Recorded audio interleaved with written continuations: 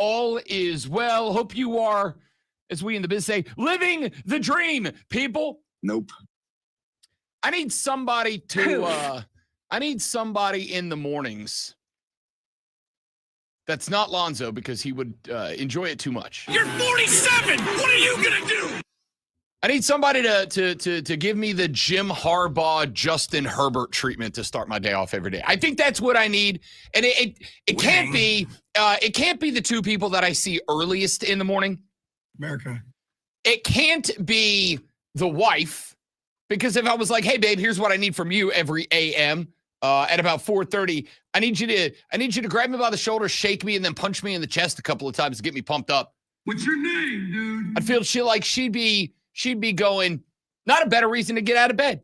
You know what I'm in. And then I feel like if I showed up with the great one, he'd be like, can I get my wedding ring to leave an implant on Rob Brown's chest? So it can't be the people that I see first and foremost. That would be throwing a left. I have a. Well, he goes with it's the 2-hand shoulder shake and then the 2-hand. Oh, okay. All right. Fist pump to the chest. I need a judge. I come around there and do that right now if you want. That's literally why I'm saying I need somebody to be my AM Jim Harbaugh. You've lost a lot of weight. It's probably so we're going to hit some vitals a lot quicker. That's not Lonzo or my wife, because the two of them I think would take an frankly unacceptable amount of joy out of that. What a day that we've got to get to today, ladies and gentlemen. We've got the TMFINR awards that we've got to hand out later on this morning. Our NFL weekend has come to its conclusion after a pair of Monday Night Football games last night. Baker does it again. 80-yard walk-off game-winning drive to steal it. I'm going to go ahead and say there's a very good chance, a really good chance that Baker Mayfield's going to pick up a award today. But I got to tell you, there's a dark horse because Bucky is kind of that dude too. Oh, that was a great performance by Bucky Irving last night. He's kind of him.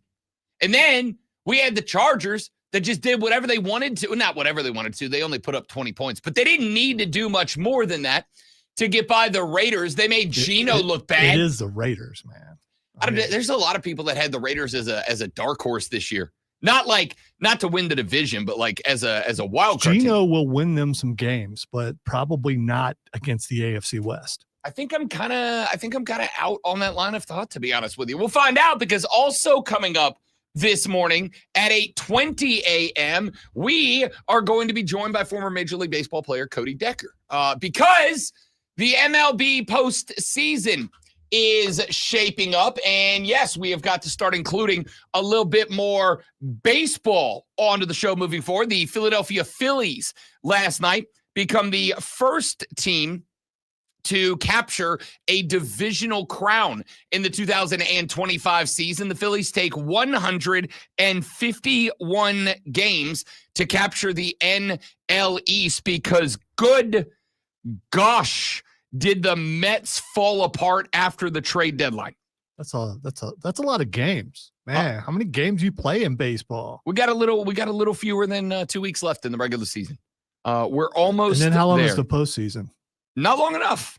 More sports is good, not bad. Yeah, but it's football season. I listen. Well, there are a lot of people who stop paying attention to baseball as soon as football starts. The Rob Brown Show is an all-sports show, is not a slogan for just when it's not football season. It is a slogan for the show year-round. It's not a very catchy slogan. The Rob Brown Show is an all-sports show? No, I disagree. It's not the second part of the slogan. Well, that's not the slogan. The slogan is the Rob Brown Here's the slogan, and then you said like a run-on sentence. So I thought that was the entire the slogan is the Rob Brown Show is an all-sports show. But the slogan doesn't only apply just in the football offseason. It also applies in football season. It is baseball's run to the conclusion of the regular season. So at 8:20 this morning, Cody Decker going to join us. We'll check in. We'll get his thoughts on the Phillies grabbing the NL East crown. And I will ask him the question after last night, granted, against the DC Nationals. Spencer Strider actually kind of looked like Spencer Strider again. This is a dude that about a month and a half ago, I was ranting like, please stop starting this guy. Either send him to, not get rid of him, not I'm done with him, but there's no need to trot him out there to try to go get 6, 7, 8, 9 innings. The guy's right now, since the return from the Tommy John, he does not have the velo that he had before he got banged up. Velocity. He doesn't have the velocity. I knew what it was, but there are probably some people like, velo, who's that? Did not have the velocity. Sounds like a foreign player. That he had. It sounds like a soccer player. And there's the pass to Vila.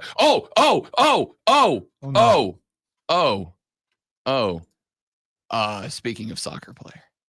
I'm gonna stay right here, and then I'm gonna play this because this was gonna be an audio blitz clip.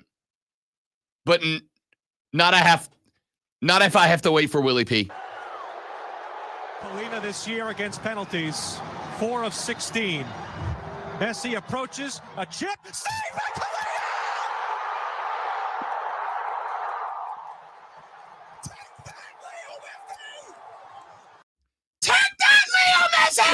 It's so much better when you know the guy and you can envision him in your head doing that. I just hope he didn't turn to his, which he probably did, to his broadcast partner and do that. Take that, Leo Messi! While looking in her face, one of those. It's the best. It's the best. It is. Did he make national with that again? This was all over the social. Okay. Good. I am very simply going to say, if I did not know, well, I mean, I don't know him personally. I've actually not met him face to face, but obviously we've had Willie P on the show many, many times. I've had phone conversations. I've texted with him before. Genuinely good dude. He's one of those cats that, like, if I didn't know Will Pelagic personally, 1,000% we would make fun of him relentlessly on the show. Why? What's stopping us now? I mean, come on. Because I know him personally. Well, he would do the same to us. I have no doubt. He would make fun of us. I don't know him that well. If you look at him, you see him walk in the room. He looks so refined and you just don't expect that to come out of that. That's all I'm saying. Take that, Leo Messi! Polina this year against penalties, 4 of 16. Messi approaches, a chip, save by Polina! Take that, Leo Messi! It's so good. I would like to have heard a dude. few sentences after that to see if he had a voice, because it sounded like it was dying right at the end. Take that, Leo Messi! What an absolute dude. All right, back to baseball.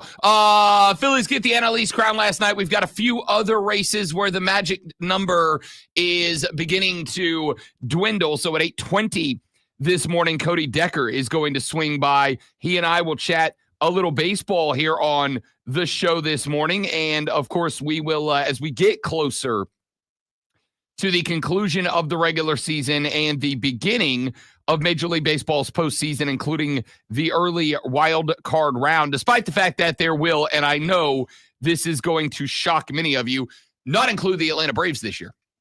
We will still talk quite a bit of Major League Baseball. We're going to get to that later on in the show. Obviously, we'll take a look at last night's Monday Night Football games, but I wanted to do some quarterback evals today because there's a conversation going on right now that I saw happen yesterday on the NFL subreddit, where it was just a lot of people after the Jacksonville Jaguars went on the road and lost to the Cincinnati Bengals, who lost Joe Burrow in that game. There was a big galaxy brain genius on social media that was like, I can't wait till the Jags officially announce that they've recognized that Trevor Lawrence is, and I quote, generationally average, end quote, which is fine because looking at the numbers, they were good in the game against the Bengals, not great.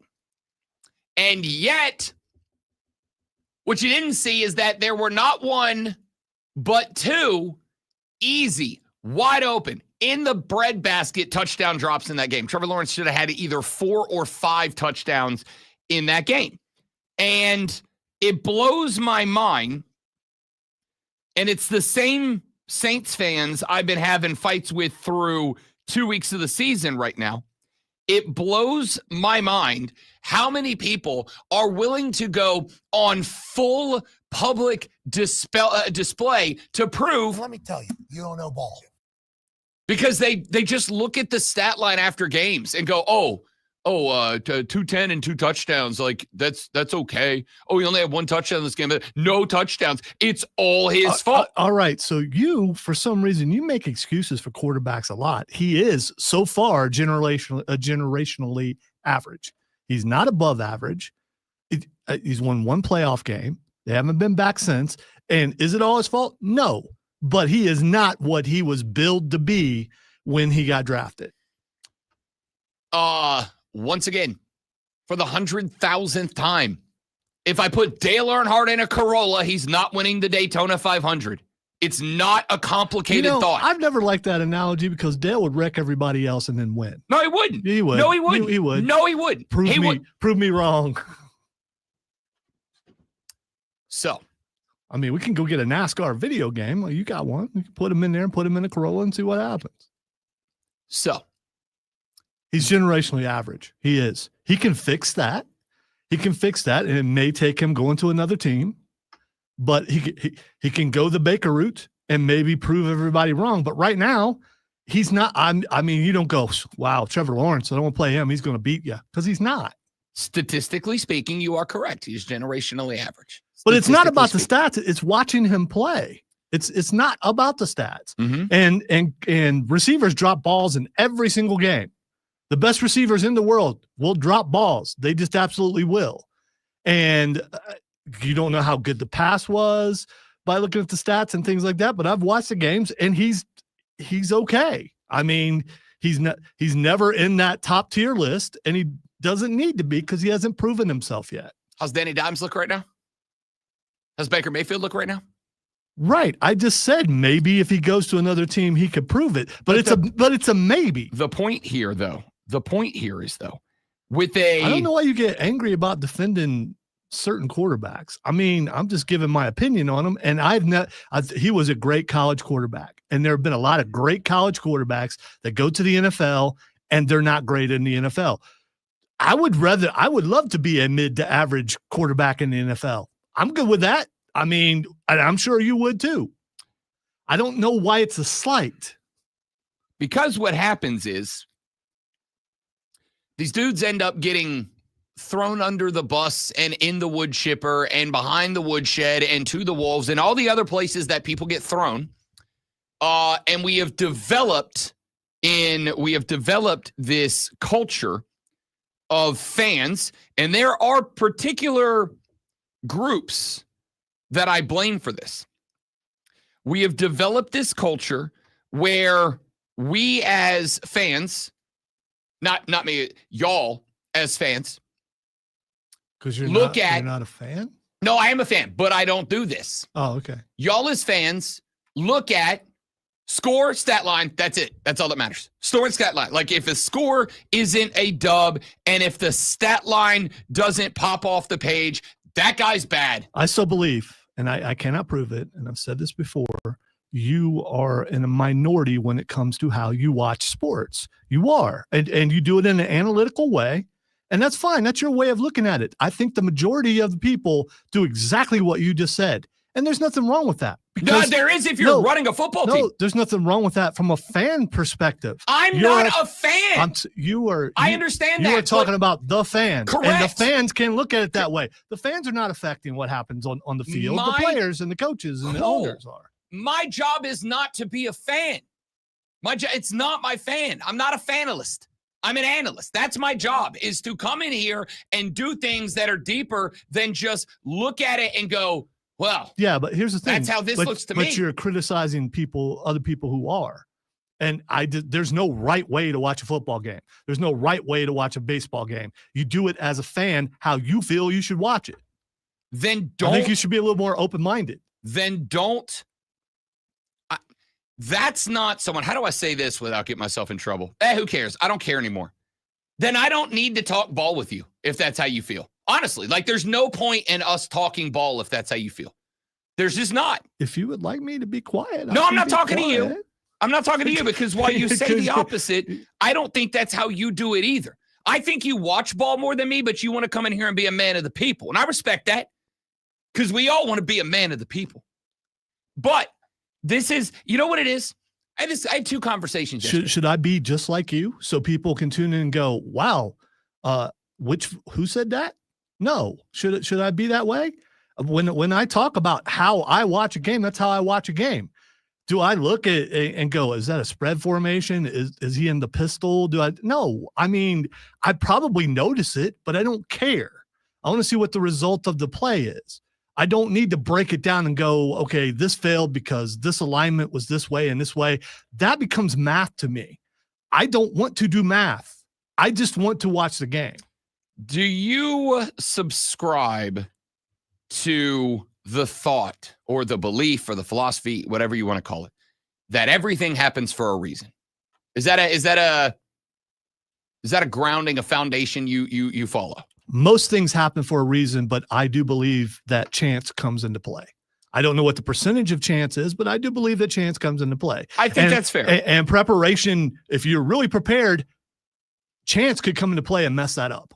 The ball can bounce the wrong way. And it just may have something to do with air pressure that day or the ball being treated a certain way. It just happens sometimes. You can be the most prepared and something will go awry, and it has nothing to do with your preparedness. It has nothing to do with your IQ as far as playing whatever game you're playing. Just sometimes things happen a certain way. I don't disagree. But I also think that preparation is how you minimize the chance. That chance becomes the driving factor of any outcome of any situation. The more prepared you are to execute in a situation, and I'm not just talking about prepared in terms of, did your offensive line block the right way? Did your quarterback make the right read? Was the throw executed sufficiently and accurately? Was the wide receiver in the right place at the right time? Did he make the right catch? I am also talking about, did you set the right offense and the right play call against the defense that they ran? Did you go to the line, or did you audible into a call that gave you the opportunity to most be successful regardless of all the little things you can't control, the more in any situation you can control? So the point that I'm making here is, when we talk about a guy like Trevor Lawrence, and it is a conversation that I had with many a Panther fan when Baker Mayfield was in Carolina. And I said, guys, like, you're all wanting to hinge the blame on Baker Mayfield. Like, you're wanting to hang everything going wrong on Baker Mayfield. And you're not taking into consideration the equipment that's around him. This is the Earnhardt in a Corolla metaphor I use all the time. You're not looking at the equipment around the guy. And he and Liam Cohen have been together for 2 football games. Like, what? Why are we bashing this guy? Now, I don't want to just talk about Trevor Lawrence. I want to talk about Bryce Young. I want to talk about Sam Darnold, Baker Mayfield, Joe Flacco. I want to get a bunch of these guys in so we can talk a little bit about the way that we analyze and break down quarterbacks around the NFL. And we're going to do that coming up later in the show. Cody Decker talks baseball at 8:20. 7 o'clock hour, our TMFINR awards for the week. All that and more coming up on the Rob Brown Show in the Fan Upstate. We're friends. All right, guys, live read out of the gate. Stay right there. We will be right back.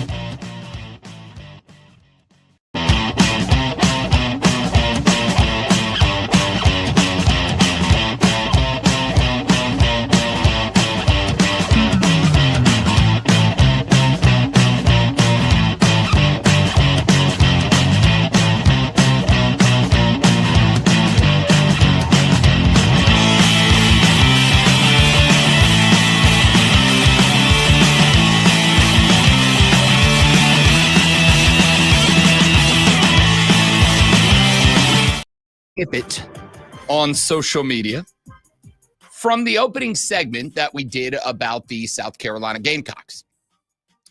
We are going to talk more about the X's and O's of the game today because yesterday was a conversation driven primarily out of the emotional response that I and we had to the losses of Clemson and South Carolina. And I think there's a pretty good reason for that. It is because to me, the emotional response from the loss of Lenora Sellers, the emotional lack of response for Clemson on the road against a Georgia Tech team that, I'm sorry to speak in cliches because you know I hate them, just wanted it more than you did, as did Vanderbilt. Winning. I think that those were honestly more important than the X's and O's. I don't normally feel that way. Normally, I think you can take all your cliches, and I'm not saying that the intangibles aren't important, but ordinarily, I think that the cliches are usually utilized in order to not have to go into detail about why the X's and O's just weren't good enough. I think that, well, you know, they wanted it more than we did. And they made the plays that we failed to make. It's like, yeah, but like, why? Right? Like, why? And we could put it on play calling at times. We can put it on guys didn't execute. This guy was failing at his job. This guy got outplayed. This guy was out of position. Like, there's reasons for that. This kind of harkens back to the last segment we did where I said, I don't, in fact, I told this to my mom yesterday. I was talking to the Madre on the way home. And I told her, I was like, NGL kind of was like end of last week. I was burnt out. And she said, why? Not going to lie. There you go. Wow. There you go. Okay. We'll get you caught up. No cap. NGL. Because I'm still young and cool.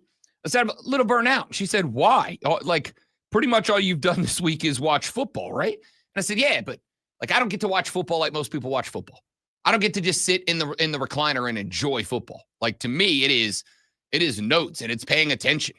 Trying not to be funny here, but it's because you're a Saints fan, so you don't get to watch football like most people. No, that's actually the only team. Enjoy winning. That's honestly the only team that I'm not taking notes for. That is the one team that I'm like, I'm pouring myself a whiskey and I'm watching this game. But y'all's games, I don't get to watch South Carolina games. It drives my wife nuts because I don't get to watch South Carolina games with her as a fan. Like, she's over there hooting and hollering and saying bad words at the TV, and I'm sitting there on the couch with the tablet taking notes about down distance situations, formations, whatever. So ordinarily, I feel like I can come in here and instead of saying, well, you know, they just had more heart, Bob. You know, it's just more of a grind out there this weekend, Jimmy. I come in here and go, yeah, well, let's break down your pass to run ratio. Let's break down how your quarterback looked in the face of disguised defenses, whatever, because that to me is ultimately what wins and loses a ball game. But I think, interestingly enough, this weekend, I feel like I can honestly say both teams got beat by a team that just outworked your football team. I think Georgia Tech just outworked. We can talk about the play calling in both games, to be honest with you, because I'm not particularly happy, and we'll talk about this a little bit later on in the show. I'm not particularly happy with the play calling. I'm not particularly happy with the utilization of the talent and where it is, specifically with the offenses, though I think there were some spots that both defenses were absolute letdowns as well. I expected that more out of South Carolina than I did Clemson. But I think there's a lot of X's and O's, and I want to get into that.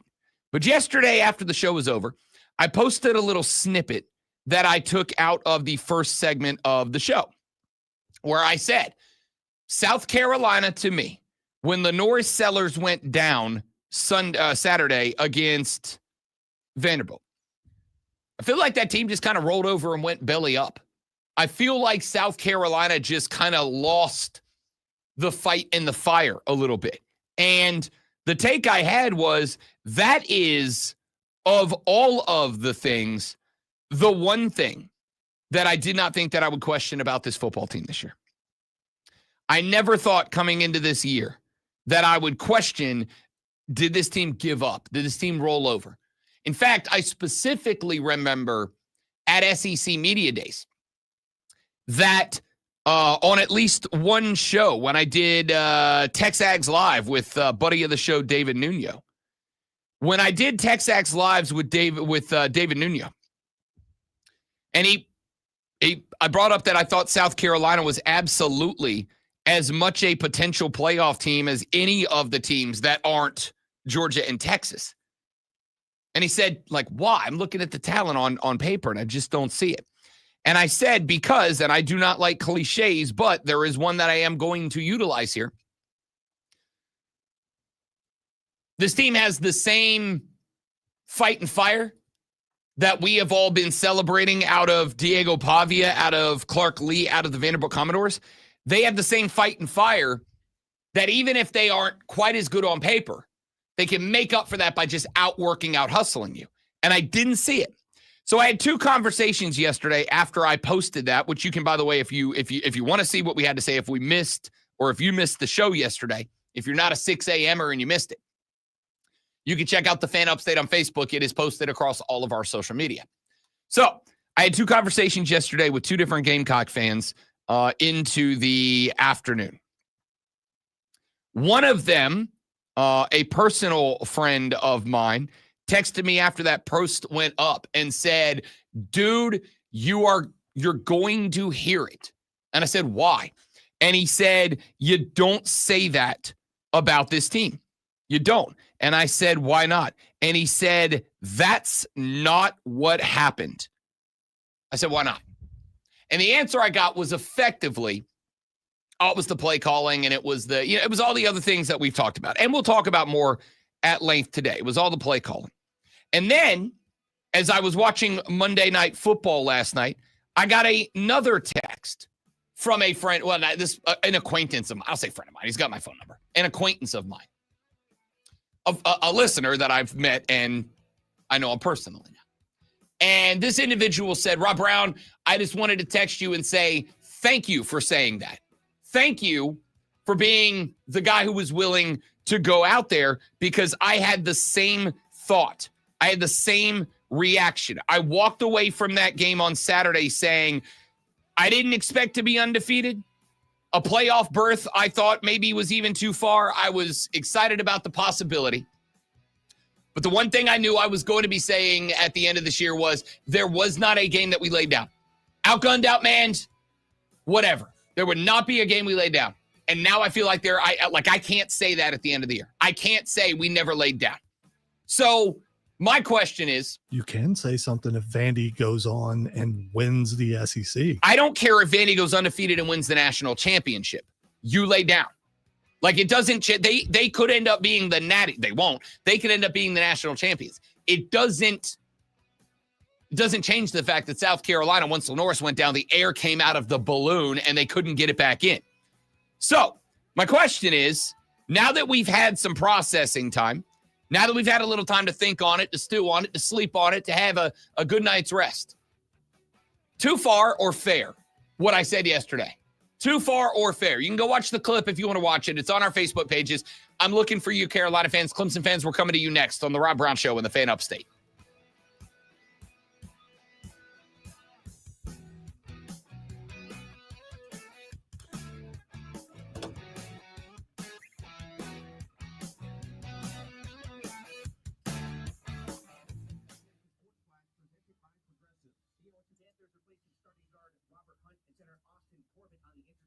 Carolina returns home Sunday when they host the 1-1 Atlanta Falcons.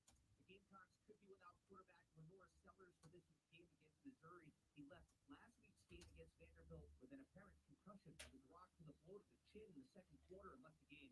South Carolina win the last week's game. All right, dudes and dudettes, excuse me for just a moment. We'll be right back.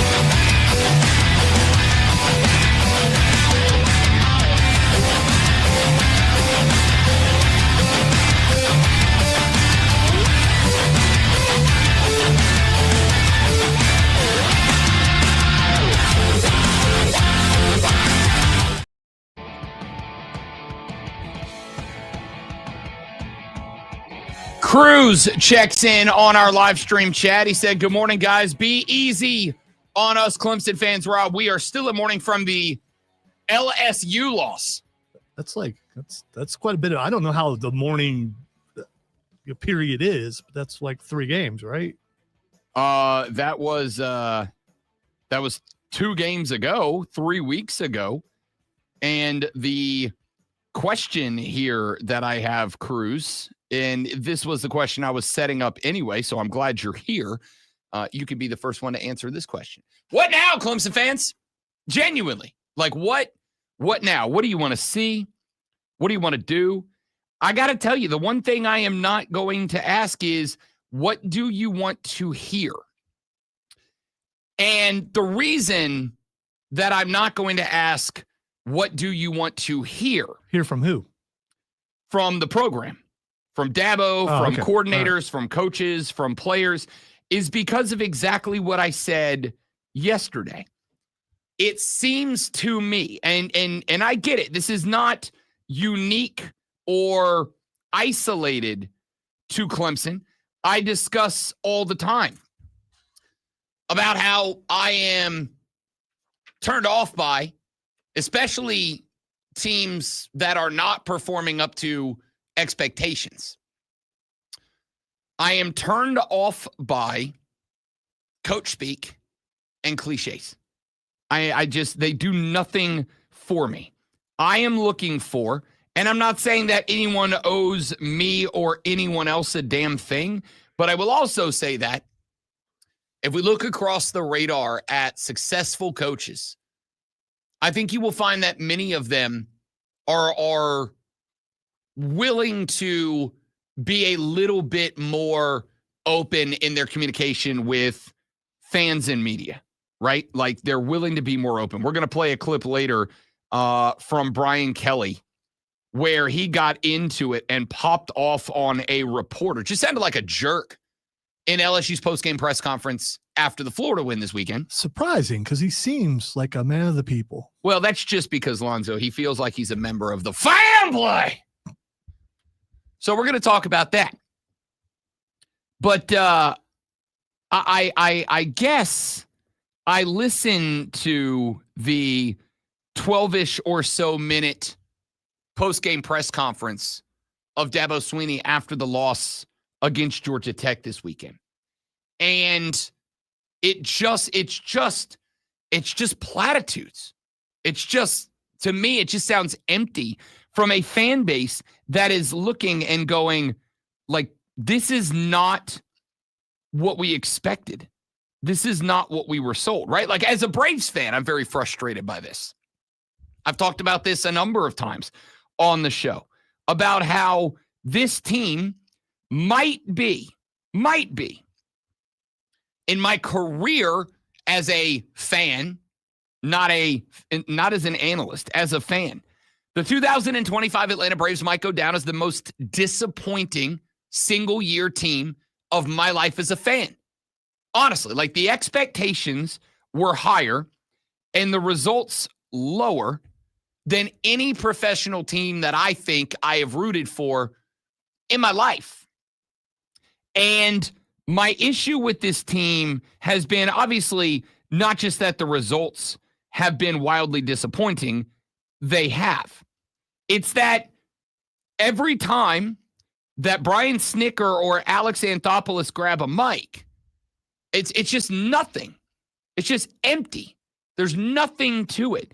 And again, I'm not saying that they have any obligation or responsibility to talk to us in a way that is deeper than you would expect from a team that is losing a bunch that wasn't expected or expecting to.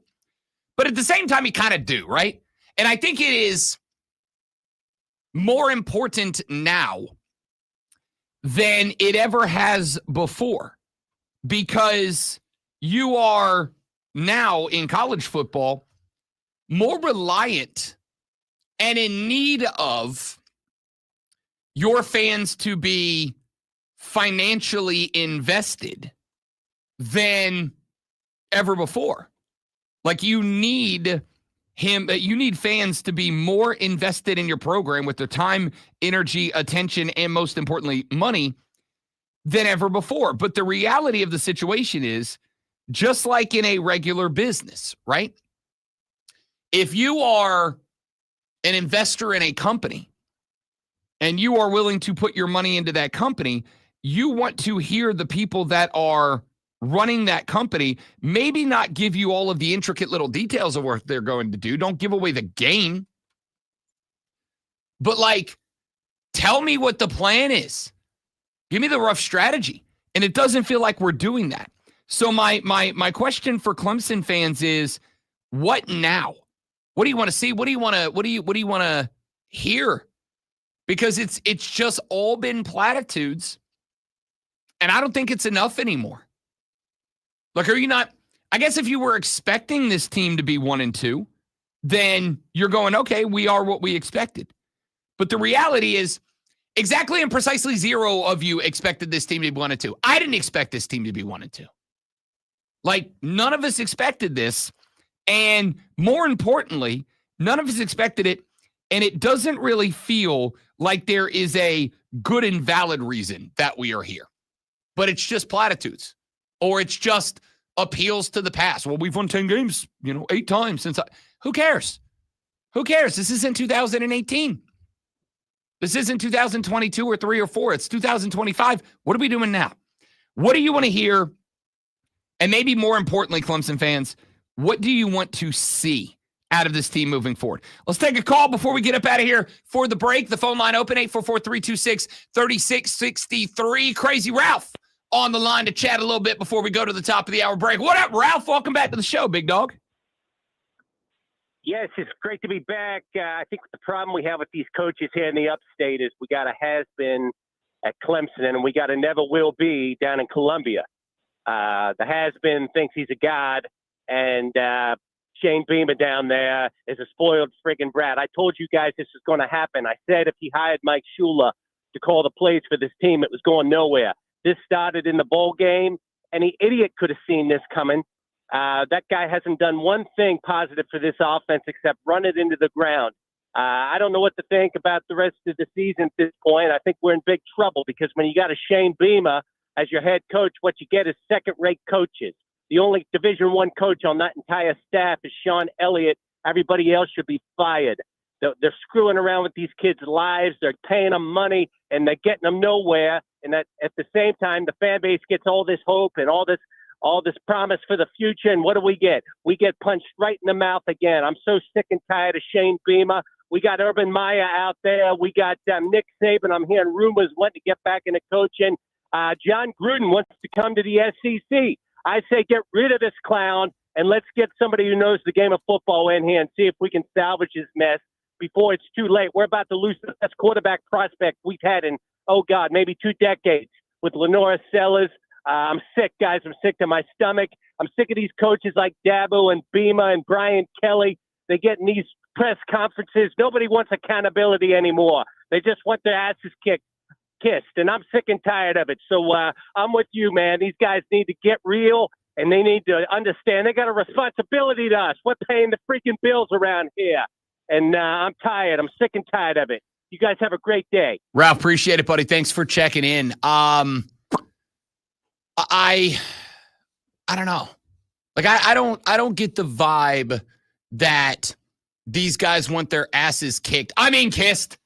I don't get that.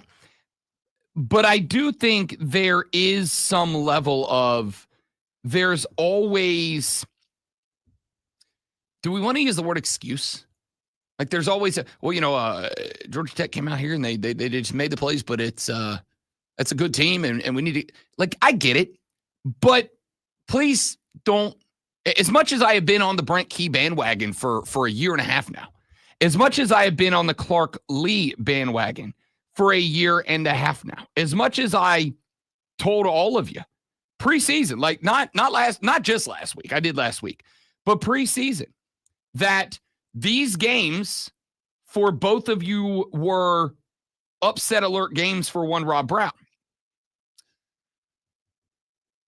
Neither of these teams that you lost to were as good as you, talent-wise. Would anybody argue with that? Is there anyone listening that thinks that Georgia Tech is as talented in terms of dudes in the locker room as Clemson? Is there anybody here? You know, I love me some Diego Pavia. And again, one of the biggest takeaways for me was Clark Lee is the motivator in chief. He's going to take even the most perceived slight and have the boys ready to rock. Is there anybody in Columbia or Greenville or Spartanburg or the upstate of South Carolina that genuinely feels like Vanderbilt on paper is as talented as South Carolina? The answer is no to me. What went wrong? Something went wrong. Like if a team that is better lost to a team that is worse, something went wrong. Like something had to have gone wrong. So with that being said, I will ask, and I asked specifically for Clemson, but I'll ask for both of you moving into the next hour, what next? What comes next? Is there some sort of change? Like, let's keep it a buck. Shane Beamer's not moving on from Mike Shula after 3 games. And 1 loss. He's not doing it. But at the same time, there's a lot that I think needs to be better. Does he step in and individually fix that and take over the offense, fix the offense? I don't know. Like, there's a lot of spots that I think you've got to do something, but I want to know what you guys, the fans, are going to do or want to be done since, and there is one thing I said, or one thing that Ralph said there that I agree with more than anything else. Y'all pay the bills, man. Y'all pay the bills. And if y'all pay the bills to some degree, I would think you would be vocal about it. All right, we got your water cooler cheat sheet coming up in the next segment. The top 3 sports stories you need to know before you get to the office. We'll hand out some TMFINR awards. Cody Decker joining at 8:20 to talk baseball. Sports Flash now. Biker! Mayfield led the Tampa Bay Buccaneers on an 80-yard touchdown drive for a 20-19 win over the Houston Texans last night. Mayfield finished the night 25-30. That cleared out my sinuses. That was great. For 215 yards and a pair of touchdowns. While the Bucs ran for 169 rushing yards, Tampa holds sole possession of first in the NFC South with a 2-0 record. The LA Chargers are 2-0 after a 20-9 win over the Raiders. Justin Herbert had another big game, going 19-27 for 242 yards and a pair of touchdowns. Geno Smith was picked off 3 times in the losing effort, and rookie Ashton Genty was held to 43 yards. The Atlanta Braves opened up a 4-game road set with the Nationals with an 11-3 victory. Spencer Strider got the win, giving up 4 hits and 1 run with 6 strikeouts across 7 innings, hurling 91 pitches. Atlanta had their best offensive night in weeks, racking up 16 hits.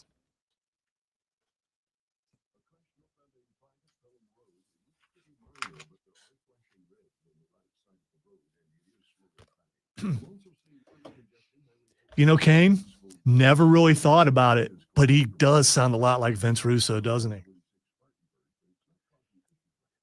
But he didn't say bro. If you'd have said bro, that would have been it.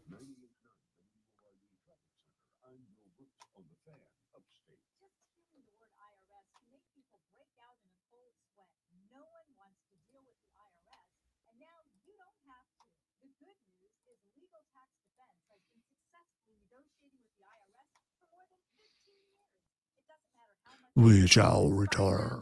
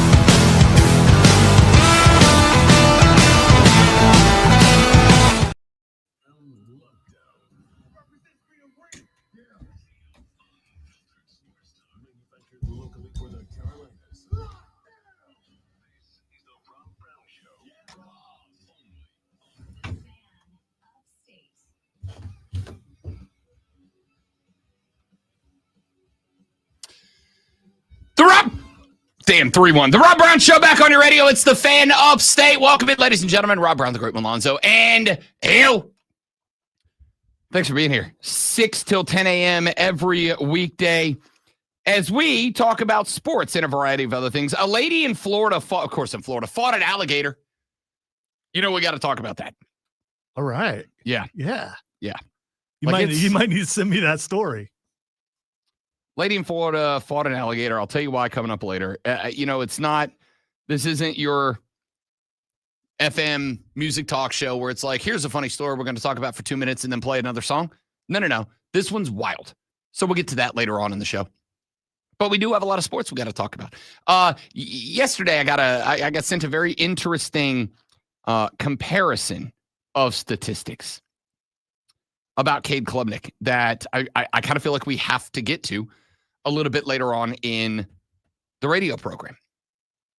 It is a comparison of Cade Klubnik to the last 5 Clemson quarterbacks that have been starters at that university.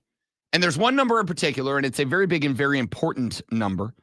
And is that all of them, including the ones that were benched? Yes, actually. DJ Uiagalelei is mentioned on this list, as a matter of fact. We will get to that. I'll say starting quarterbacks who played at least 14 games as a starter for this team. That includes Kelly Bryant, Taj Boyd, Deshaun Watson, Trevor Lawrence, DJ Uiagalelei. We're going to get to that number because it was a number that I think both surprised me and didn't at the same time. And I want to get to it because I do think it is going to be a stark revelation to some people. And I also think that it is an opportunity for reflection on some of the decisions that are being made by the people who pulled the trigger on who's getting the start and who does not. Ooh, I have a theory. I can't wait to see how it plays out. We will find that out coming up a little bit later on in the show. We have also later on in the show got to hand out this week's is not real awards. We will do that coming up a little bit later on in the program. In a tick over an hour from now, my former co-host and still friend on and off the air, Cody Decker, former Major League Baseball player, going to swing by. We'll talk to Deck about the MLB race to the postseason last night. Well, I'm going to actually talk about this here in a minute, so we'll save that. But we did have our first divisional champion crowned last night. We'll get into that with Cody Decker coming up in a little bit over an hour from now. And, of course, your thoughts on the text line and the phone line are always welcome at 844-326-3663. That is the number to call and get on the air. That is also the number to text for the Hub City Spartanburger text line, 844-326-3663. We will read them on the show. Texter said, did I miss your thoughts on Spencer Rattler yesterday? Yes, you did. But I can bring that back up coming up here in a little while because we are going to have a conversation about quarterbacks in the National Football League. And more importantly, I think the public perception of quarterbacks around the National Football League. And we can absolutely include Spencer Rattler in that conversation because I butted heads with many a Saints fan about Spencer Rattler and the numbers and the performances turned in. So I want to get to that coming up later in the show. But it is 7:04 in the morning, which means that you have now less than 56 minutes until you've got to be to the office. Now, no football tonight, no football tomorrow. Good news is you're only 2 days away from our next round of college and professional football starting up this Thursday and carrying us through the weekend. The bad news is you've got to kill 2 days to get there. The good news is that we're here to help you out with that every morning. The better news is that while you're at work and you do have to pretend like you care about it and you're not just killing time to pay the bills until Thursday, there are sports going on. And we're here to tell you about what the most important things you're going to talk about while you're killing time at work is. That's why we do this. Are you ready for the playbook of the peculiar, the almanac of the absurd, and the encyclopedia of the extraordinary? Well, you better be, because we're diving headfirst into the 3 top stories that will have your coworkers saying, oh no, don't start. Take their first bathroom break. No. Here we go. Welcome to the water cooler cheat sheet on the Fan Upstate. Tis indeed the water cooler cheat sheet, the top 3 sports stories that you need to know before you get to the office and start talking sports this morning with your coworkers or your manager, your boss, whoever you spend the day talking sports with. When you do, this is what you will be talking about. Allow us to dive right in, ladies and gentlemen, with item number 1. We have got a handful of stories to discuss across the National Football League. We will start with our Monday Night Football games from yesterday evening with a minute and a half left to play in this game. The Houston Texans had, according to ESPN, a 90.2% chance to finish off the Tampa Bay Buccaneers. And then what happened? Baker Mayfield got the ball back in his hand. Baker Mayfield led the Buccaneers. A little disappointed. There wasn't a lot of oomph in that one, but that's okay. I'm still putting the pacing yourself. Yes. Okay. Got a lot of week left. We're not even at the halfway point on Tuesday. And we got to work all 5 days this week. We got a lot of days left. Baker Mayfield takes the rock with just a handful of seconds remaining and leads the Tampa Bay Buccaneers on an 80-yard scoring drive to take the lead back from the Houston Texans with just seconds remaining, and sends the Texans to an 0-2 record to start the season. Meanwhile, the Tampa Bay Buccaneers now hold sole possession of the NFC South's first place position with a 2-0 record. Mayfield would finish the night 25 of 38 for 215 yards and a pair of touchdowns. And to answer a question that Lonzo asked me off the air earlier in the show, yes, I believe that if Tampa Bay was up 30 or down 30, Baker Mayfield would have punched Courtney Gardner-Johnson right in his face. CJGJ would have taken 5 to the mouth. Wait, it's Courtney? Are you sure? Is it not? I don't.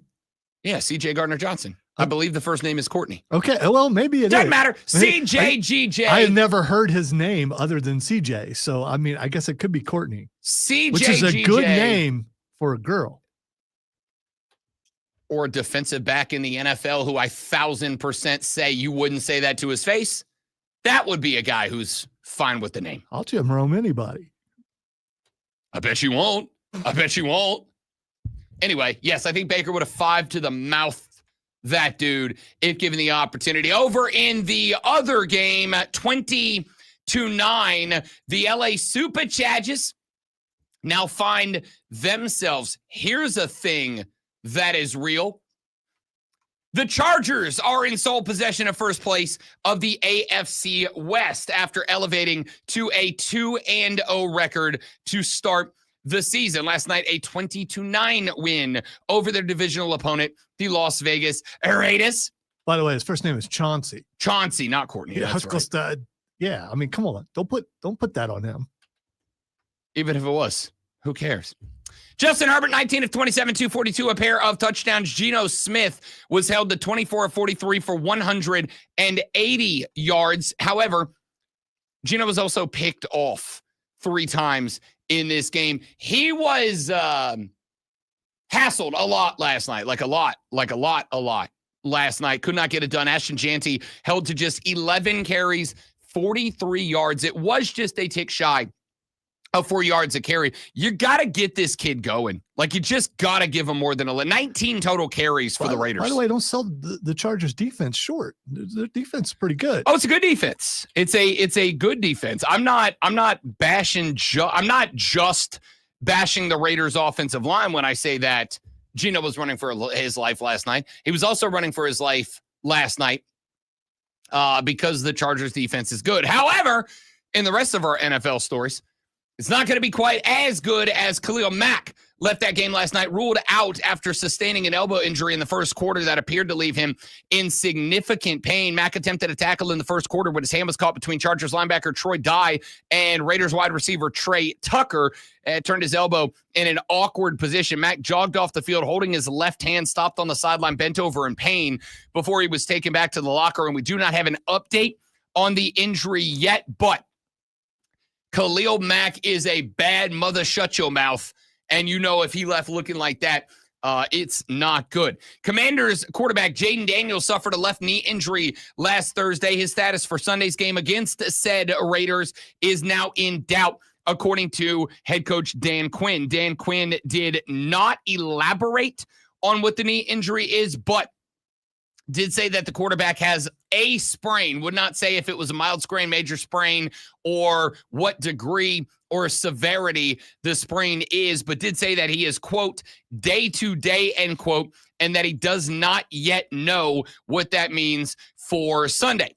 J.J. McCarthy is going to be out for the Minnesota Vikings for at least a couple of weeks. A high ankle sprain is the diagnosis of a ankle roll sustained in the loss this past weekend. That means coming up as the Vikings and the Bengals play this weekend, we have got an NFL marquee matchup of Jake Browning versus Carson Wentz. It's going on the 75-inch, people. Going on the 75-inch. There was a time when Carson Wentz was a name. Jake Browning never. They're both names this weekend because they are QBs 1 and 1. Don't you? I mean, JJ stunk it up and then suddenly he's hurt. I just find that suspect. I'm not gonna in a Connor Stallions kind of way. I'm not gonna make a run at a dude for an injury. But yes, JJ McCarthy did stink. I will. Jadeveon Clowney is now a Dallas Cowboys. He signed with the team and is expected to play when the Cowboys play coming up this weekend. They take on the Bears on Sunday. Clowney yesterday in the Big D, and I do mean Dallas, said that he does anticipate playing. He says he does not know what his snap count is going to be for that game, but he will be available for the Cowboys should they call on him. Let's go to item number 2. The Braves open up their 4-game set. It is their third to last series of what will mercifully be the conclusion of the 2025 baseball season, but they do get the win last night 11-3. I don't bring this up because we care about wins and losses anymore. I bring this up because Spencer Strider kind of looked like Spencer Strider again. Winning Last night. 6-13 is his record on the season. A lot of those L's came after Strider returned from the Tommy John, went back onto the IR with a hamstring injury, and stacked some L's coming off of that. Just didn't look like the same dude. The control wasn't there. The velo wasn't there. Last night, Spencer Strider kind of looked like a guy. He's regaining the form a little bit. 7 innings pitched, just 4 hits surrendered, 1 earned run, K'd 6 in the process. The only shot that he gave up was a home run to Dalen Lyle, which came in the 2nd inning. He would not give up another run outside of that. The Braves get the 11-3 win. I will ask this question later in the show, and I will ask it of Cody Decker in just over an hour when we get there. Is it okay for Braves fans to have a little optimism about next season while we are still wrapping up this season? You still got the young core. Spencer Strider looks like he's on his way back. The question is, who won't be with this team anymore? Who won't be a part of this? Marcell Ozuna will probably not be here. Will Brian Snitker still be the manager? We'll find out. We'll talk to Cody Decker coming up a little while later on. Also in Major League Baseball, the Philadelphia Phillies have clinched the NL East. It is their 2nd straight NL East titles. The Phillies have existed for more than 140 years. This is the fastest in terms of days. This is the fastest they have ever won the NL East. A couple of years ago when they won it, They did it in 150 games. This year they did it in 151. However, it took them one more game, but one fewer day to claim the NL East crown. Back-to-back NL East titles. They sit 5.5 games ahead of the Dodgers for the number 2 spot in the NL, and that would earn them a first-round bye. Again, Cody Decker coming up in a little over an hour to talk some baseball with us. We'll get to some other baseball headlines a little bit later on in the show, but before we get there, let's get to item number 3. This may or may not be one that some of you think is worthy of a spot on the water cooler cheat sheet. It is to me. Netflix reported their numbers on the Terrence Crawford-Canelo Alvarez fight from the weekend. 41 million viewers tuned in for the undisputed super middleweight fight in front of a sold-out Allegiant Stadium crowd Saturday night in Las Vegas. Now, there's good news and there's bad news. According to Netflix, Canelo Crawford peaked at over 24 million concurrent streams, with the main event scoring an estimated average minute audience of 36.6 million live plus same day, meaning as that fight was happening, not folks who went back the next day because it was in the middle of the damn night, not who went back and watched it the next day. 36.6 million people watching the main event live. The event was number 1 on Netflix in the U.S. and in 29 other countries, including Mexico, Canada, Ireland, and Aussie, oi. It also was in the top 10 in 91 other countries. Also generated a gate of $47 million, which is the third largest in the history, or the largest in the history of the stadium, the third largest in boxing history. The only gates that drew more, Floyd Mayweather, versus Manny Pacquiao, which drew $72 million, and Floyd Mayweather versus Conor McGregor, which drew $55 million. And I hope you felt like you wasted your money on that fight. However, I did not. I thoroughly enjoyed the fight. Oh yeah, super duper awesome. Yeah, listen. I'm giving Conor you my honest sitting in the opinion corner here. And Floyd cheating to win. Yeah, because he kept grabbing him, trying to get Conor to retaliate in an MMA way. We all saw it. Mm-hmm. You just don't remember it. That's fine. No, for That's sure. Fine. Listen, I don't regret paying for that. Okay, good for you. I didn't pay for it. So the good news is, it's because you're talent. You don't have to pay for anything. They pay for all your stuff. When did that start? The good news for me as a boxing fan, this is the most watched title fight of the century so far. More people tuned in to watch this title fight than any other title fight so far in the 2000s period, point blank. I wanted to watch, but I'm too old. I can't stay up that late. I absolutely did, and it was worth it. It was a hell of a fight. We're going to talk about that in a little while. When did the actual fight start? Oh, like just after midnight, I think. Yeah, that's what I figured. After the 30-minute walk-in for both fighters. And I do want to actually have a conversation I want to have about this a little bit later on the show. The good news is the most watched title fight of the 2000s. Here's the bad news. 41 million viewers. Jake Paul versus Mike Tyson did 108. That's dumb and I hate it. It's dumb and I hate it. I hate it. It's dumb and I hate it. Well, you're obviously in the minority. It's dumb and I hate it. Because a lot of people watched it. Yeah, I watched it. If you watched Paul Tyson and then you watched Alvarez Crawford, you actually got to see what boxing is and not grandpa versus jackass. Yeah, if you actually watched the fight, you would know that there were actual boxing matches on that card that were really good. But cool. There's no need to criticize the entire card when the rest of the card was legitimate boxing. So, I mean, so you would condemn the whole thing just because of that. Yes. Wow. Yes. Wow. Because get out your feelings. As is evidenced in this number, when their average was about 14 million for the undercard, and then you had 41 million watching the main event. Yeah, people aren't watching for the undercard. I hate it about boxing. Even boxing fans aren't watching the undercard. They watch main events. They watch the biggest names in the game, just like any other sport. So when you sell it as guy who's not a boxer versus a 60-year-old man, and that's the fight of the century, that's dumb and or bad. Let's take a break. We'll come back here in a minute. I mentioned that I have an interesting stat, I think, about Cade Klubnik that will stand in stark contrast to the other quarterbacks at Clemson over the past a lot of the years. I'll share that with you coming up here in just a little while on the Rob Brown Show in the Fan Upstate. QC. All right, guys, one more quick, and we're back after this. Stay right there for me, please, and thank you.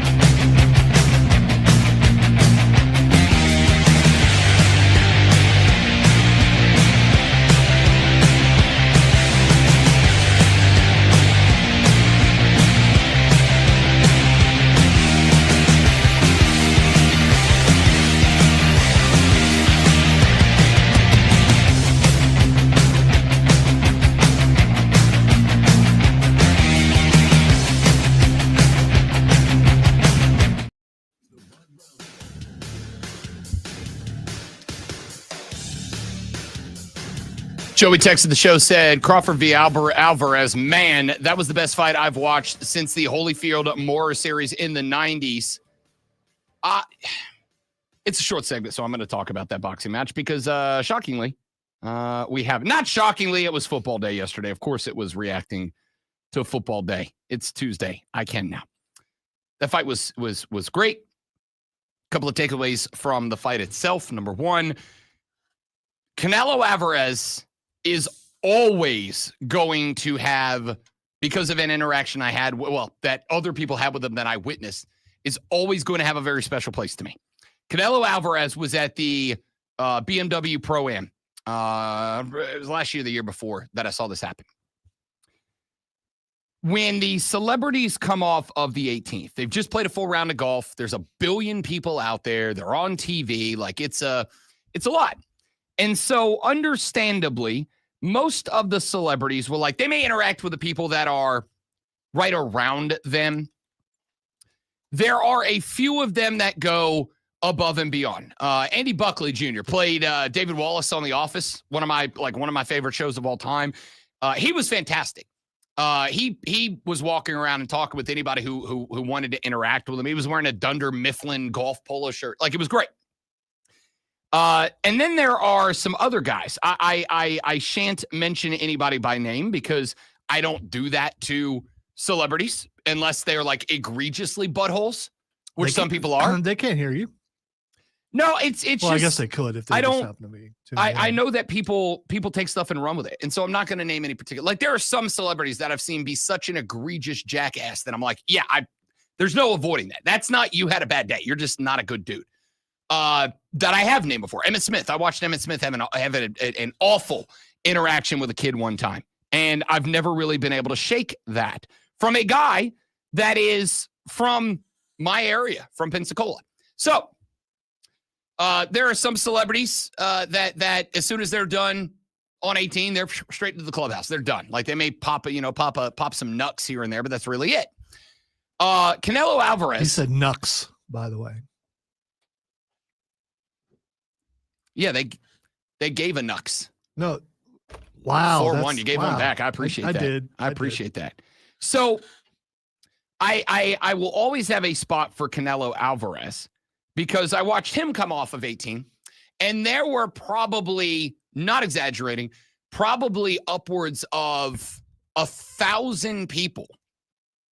Most of them who were clearly of either Mexican or of Mexican descent, who were there to celebrate Canelo Alvarez, who has been, yes, the greatest Mexican fighter, of my generation, maybe of many generations. I think he's been a name for so long. He really has. You're surprised that he's still boxing. Not just boxing at a high level. He was the super middleweight champ until Bud Crawford took that belt off of him. So I watched this guy come off of 18, and I watched Canelo Alvarez have probably the next 6, 7, 8 groups of golfers go past him to the clubhouse because he shook every hand, signed every autograph, and took every picture that every one of those fans that showed up to support him asked him to. It was incredible. I don't think every celebrity needs to do that. In fact, I tell people all the time, it's nice if they do. Do not take it personally if they say no, because they are hounded by this all the time. It's nice if they do. We should absolutely celebrate celebrities, athletes, whatever, that take the time to interact, especially if they're one of those I'm staying until every autograph is signed kind of guys or gals. Canelo was that guy, and I respect the hell out of him for it. I will always have a soft spot for Canelo Alvarez. On top of that, Canelo Alvarez was just a hell of a fighter. Watching Canelo Alvarez fight for these years has been phenomenal. He is one of a very few fighters that I've been willing to go out of my way and pay good money to watch fight. Bud Crawford was the better fighter. Like out of the gate, from round number 1. If I was being generous to Canelo Alvarez, if I was being generous, maybe I could give him 2 of 12 rounds. Maybe I could give him 2 of 12. I don't think I could. I could give him 1. I could make 1 a draw. I think 10 rounds. Bud Crawford was the better fighter. In fact, I tweeted out, I think in the 8th or 9th round, I was like, Canelo Alvarez is out of time to win this fight by decision. If he's going to win this fight, he will have to knock Bud out. It has to be a stoppage here if he wants to win this fight. There's no other way. He cannot win this at this point via decision. Bud Crawford's just been the better fighter. My takeaway from that is it was a hell of an entertaining boxing match. Like, it was boxing. It was two guys with two different styles, capable of playing within their styles and reacting to the other guy. I gave a lot of credit to Max Kellerman for the way that he called this fight, because he was pointing out, like, all right, he switched to a southpaw. Alvarez at one point switched to a southpaw stance, and there was a lot of conversation about, is Crawford going to be able to adapt his style to mirror that? Is he going to be able to adapt his style to now having to worry about jabs coming from the other side, hooks and crosses that he spent 4 or 5 rounds coming from one side, and he kind of got lulled into that, you got used to it, to then see them all of the sudden start coming from the other side of his defense. Is he going to be able to handle that? And the answer was yes. After the match was over, Kellerman had the take, and I thought it was a very good take of, Bud Crawford is in a very interesting spot here, because he has been consistently one of the best fighters of this generation, but there has been a lot of disruption in the sport. There was disruption due to COVID. There was disruption due to the Floyd Mayweather getting into the ring with Conor McGregor, Jake Paul getting into the ring with Mike Tyson, and all of these things kind of kept putting a shadow on what was a very good run from Bud Crawford. Here's the problem that I have. I'm glad that we got to spend a night celebrating Bud Crawford. He deserved to be celebrated, not just for what he did with Canelo Alvarez, but what he did for his career. Here's the problem I have. The problem that I have is, outside of boxing fans, Bud Crawford wasn't getting promoted, right? Bud Crawford wasn't getting promoted over that. Like, he had title fights. He had won titles. He had worked his way into being an absolute dude for years. And it's like a lot of people heard about Bud Crawford for the first time because he was fighting Canelo Alvarez, when we should have been talking about this guy for a number of years. This is what I complain about with boxing.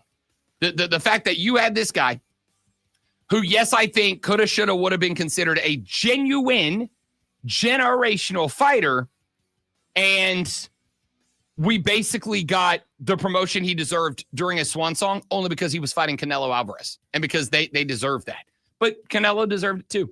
All right, let's take a break. When we come back here in just a minute from right this moment, I brought up that Cade Klubnik stat earlier, putting him in a comparison and contrasting him with the last handful of quarterbacks to come through Clemson. And this jumped out at me to the point that I went and did actual data-driven research. Oh, I know. That's exciting. If that doesn't excite you, nothing will. Nothing will. No graph, right? No graph. I could make one. You want me to? I can make one during the break. I don't think you can. I probably could. We'll see. Back after this on the Rob Brown Show on the Fan Upstate.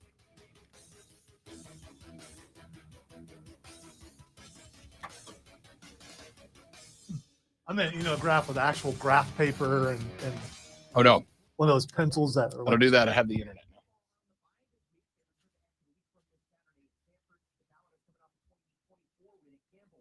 Stay right there, guys. We'll be right back.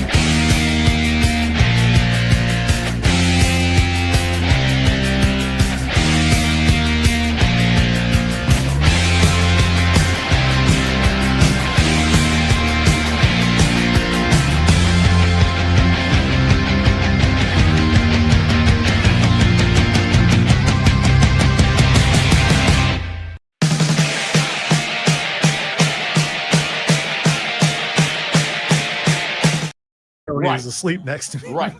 Mean is all the time. Angry is some of the time. You're a some of the time.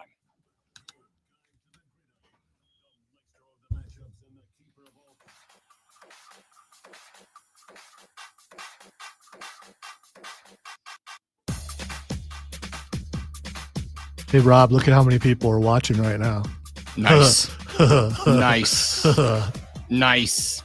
Ladies and gentlemen, welcome back. It is the Rob Brown Show here on the Fan Upstate. So, yesterday, I received a Twitter DM from a fan of the show that put into comparison one particular number of quarterback Cade Klubnik with the last 5 quarterbacks of note of the Clemson Tigers.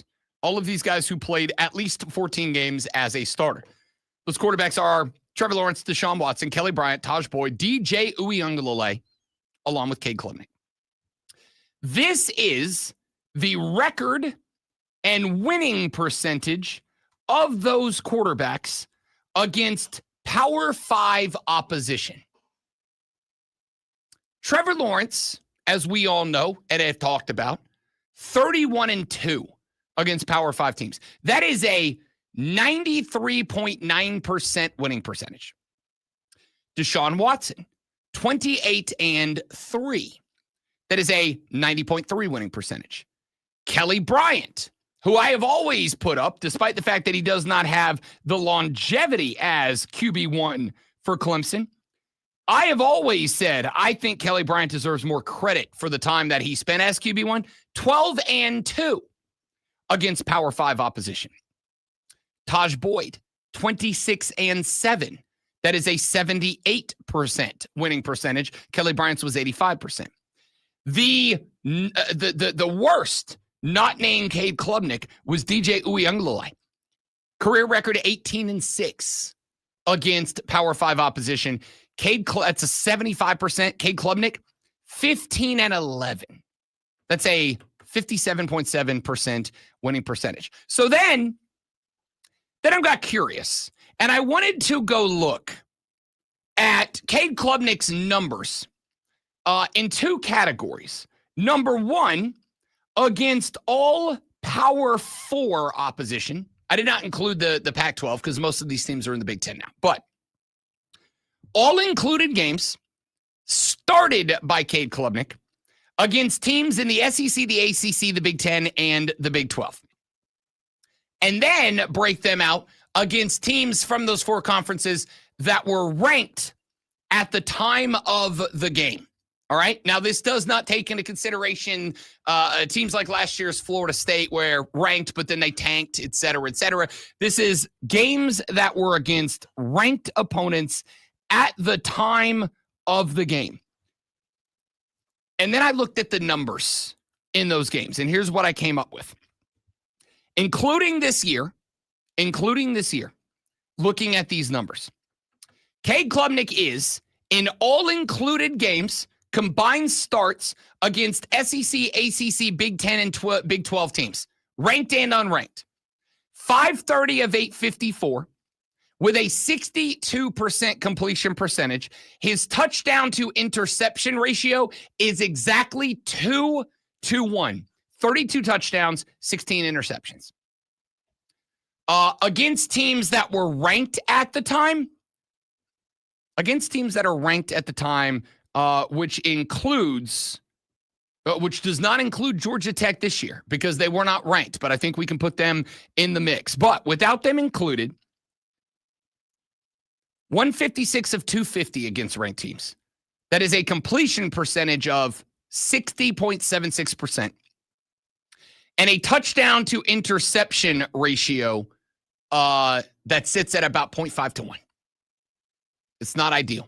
This is why, Clemson fans, and I will acknowledge that I was absolutely in on the Cade Klubnik for Heisman talk at the beginning of the year.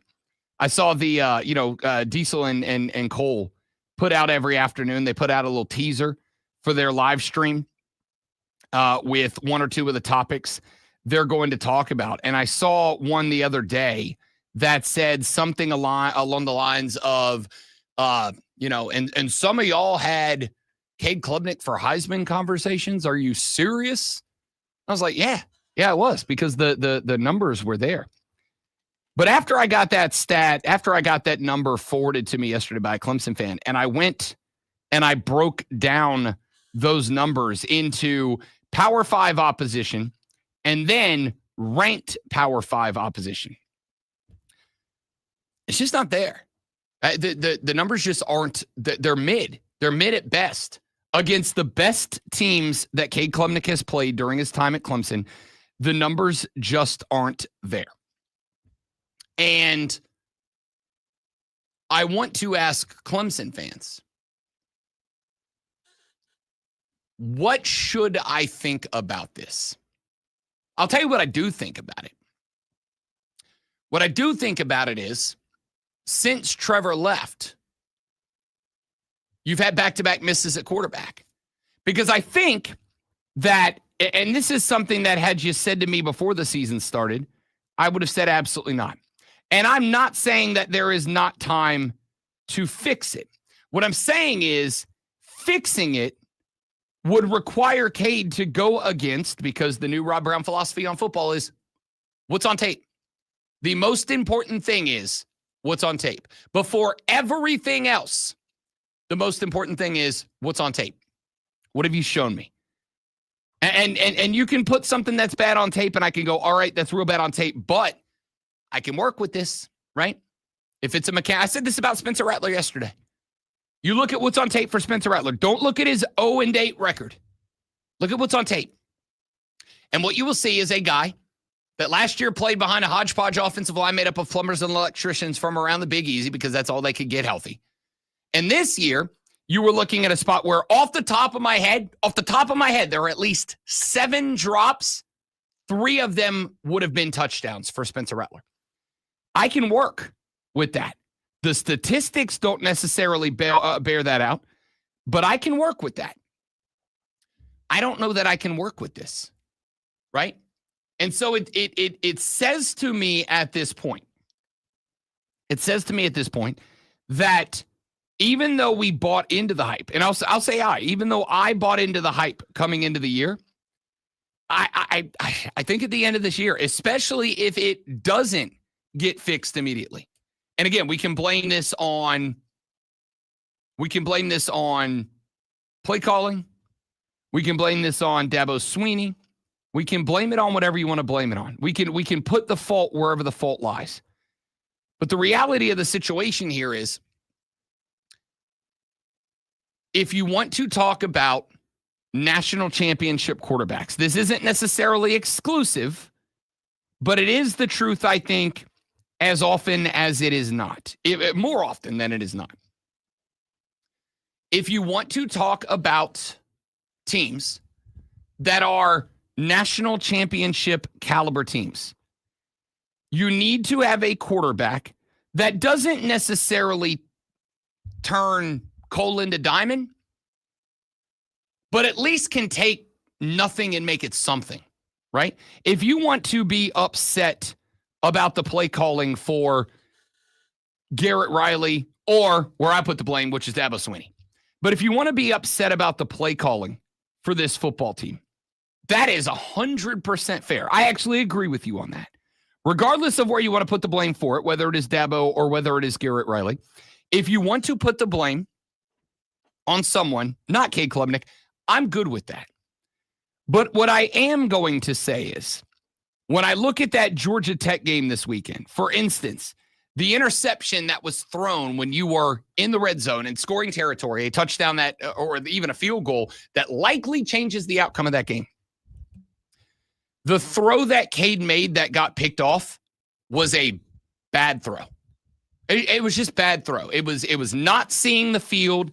It was not understanding what Tech was trying to bait you into doing. And then it was doing what they were trying to bait you into doing.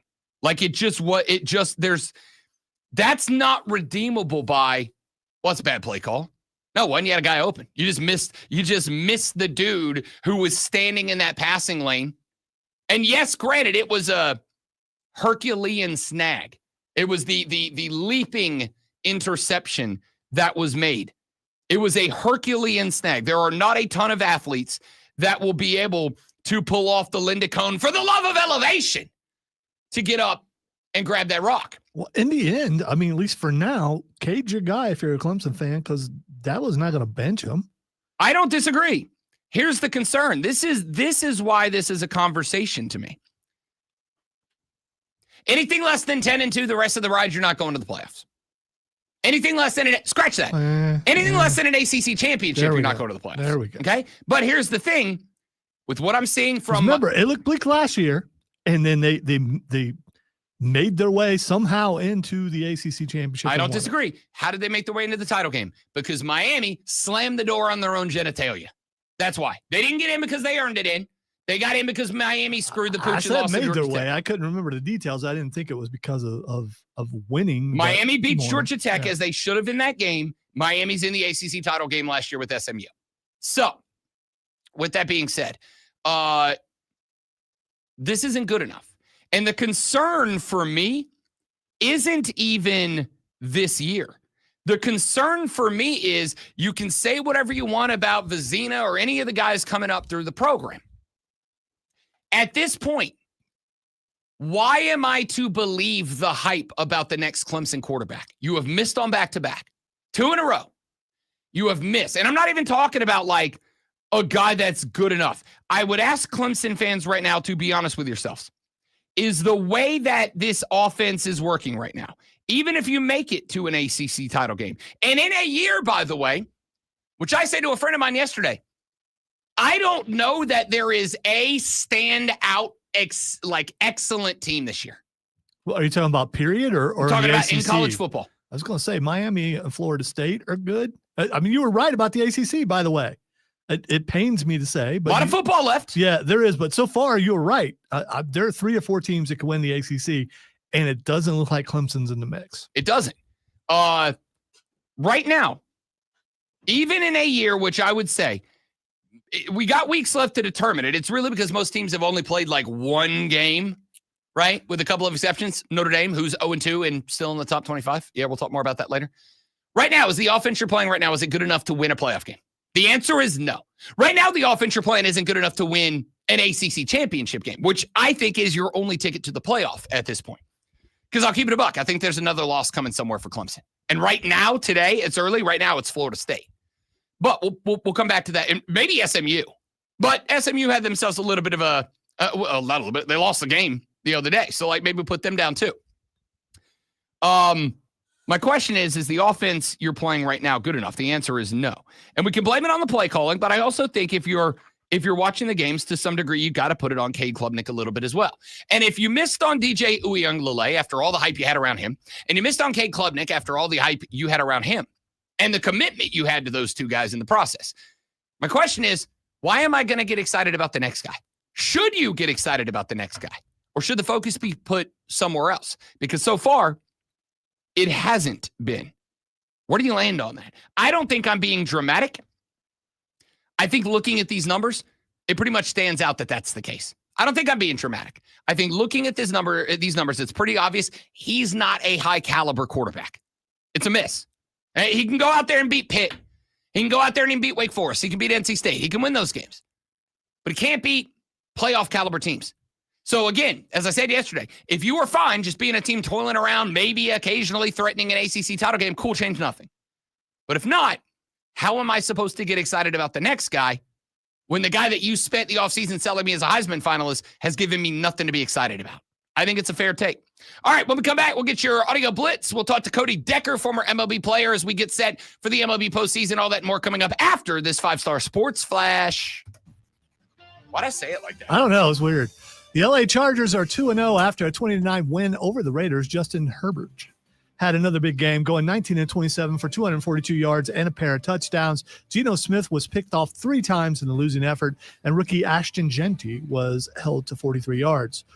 Biker Mayfield led the Tampa Bay Buccaneers on an 80-yard touchdown drive for a 2019 win over the Houston Texans last night. Mayfield finished the night 25-38 for 215 yards and a pair of touchdowns, while the Bucs ran for 169 rushing yards. Tampa holds sole possession of first in the NFC South with 2-0 record.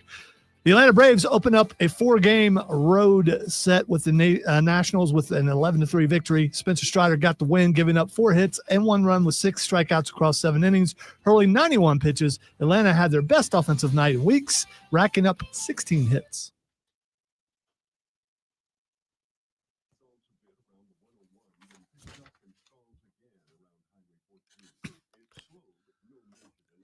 Hurt something in my throat with the Baker yell.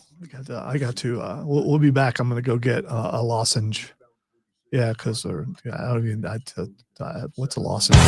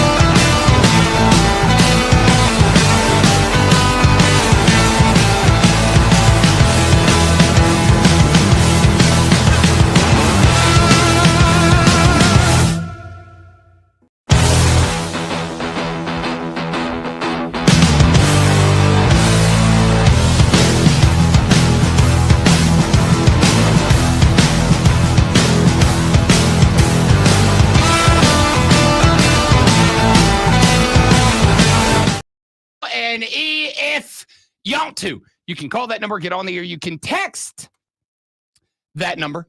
And if you text that number, we'll read it on the air. You can also tweet us at The Rob Brown Show, at Lonzo on Word, at The Fan Upstate. If you want to get to everybody on the station, that's a good way to do it. You can also join us on our live stream. Our live stream is available for you at facebook.com/thefanupstate, The Fan Upstate on Twitter, The Fan Upstate on YouTube, or The Rob Brown Show on Facebook, on YouTube, and on Twitch, because we're young, cool, hip, and definitely still got it. Hit us up.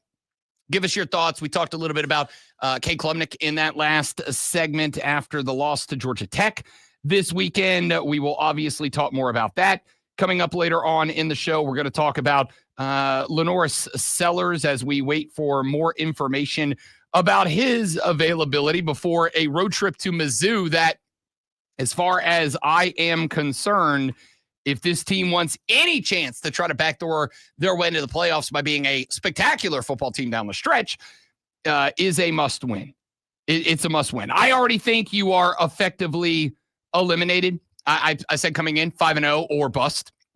5-0 or you're not making it. But definitely not going to get there if you end up with a road loss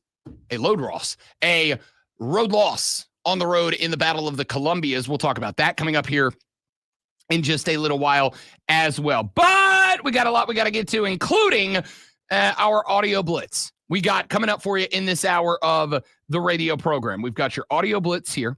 Then in the very next segment, we will talk with former professional Major League Baseball player Cody Decker and former co-host of Rob Brown, still active friend. He and I are looking at whatever we're going to do next together. We'll get you some details when we get there. But we'll have Cody Decker joining us next as we are inching ever closer to the MLB postseason. The Philadelphia Phillies claimed the NL East crown last night. Are the Phillies, out of the NL East, a genuine World Series contender? And fair or foul for Braves fans to have any level of expectations, anticipation, or optimism about the 2026 baseball season? We will talk about that coming up with Cody Decker in the very next segment of the show. So, all of that being said, let's get some sound up in this biz nasty. Let us start here on the audio blitz. Walker Buehler, speaking of the Philadelphia Phillies, is a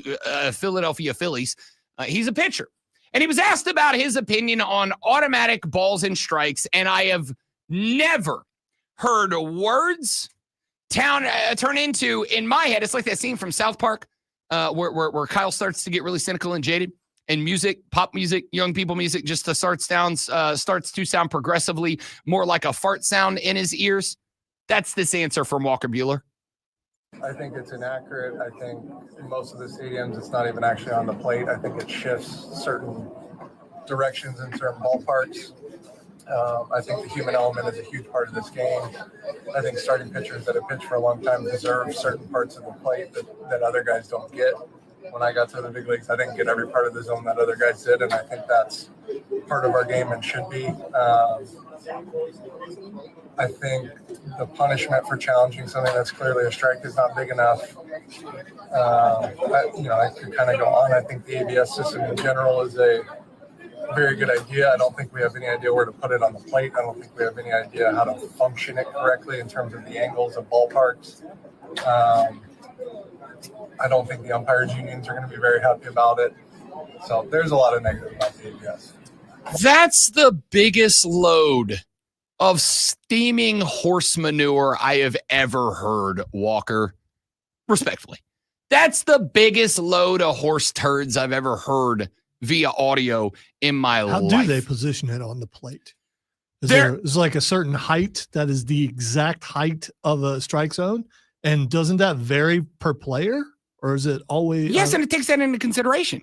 Like that's the thing. And how does it do that? Does it know the height is? Or does it look at? I've never really thought about this before, so I'm asking this question. I know that. Does the computer look at the height, or do they know the heights of the player ahead of time? The computer, plus height doesn't. I mean, because when you get down your stance, you're shorter than what your height is, so it doesn't change the strike zone.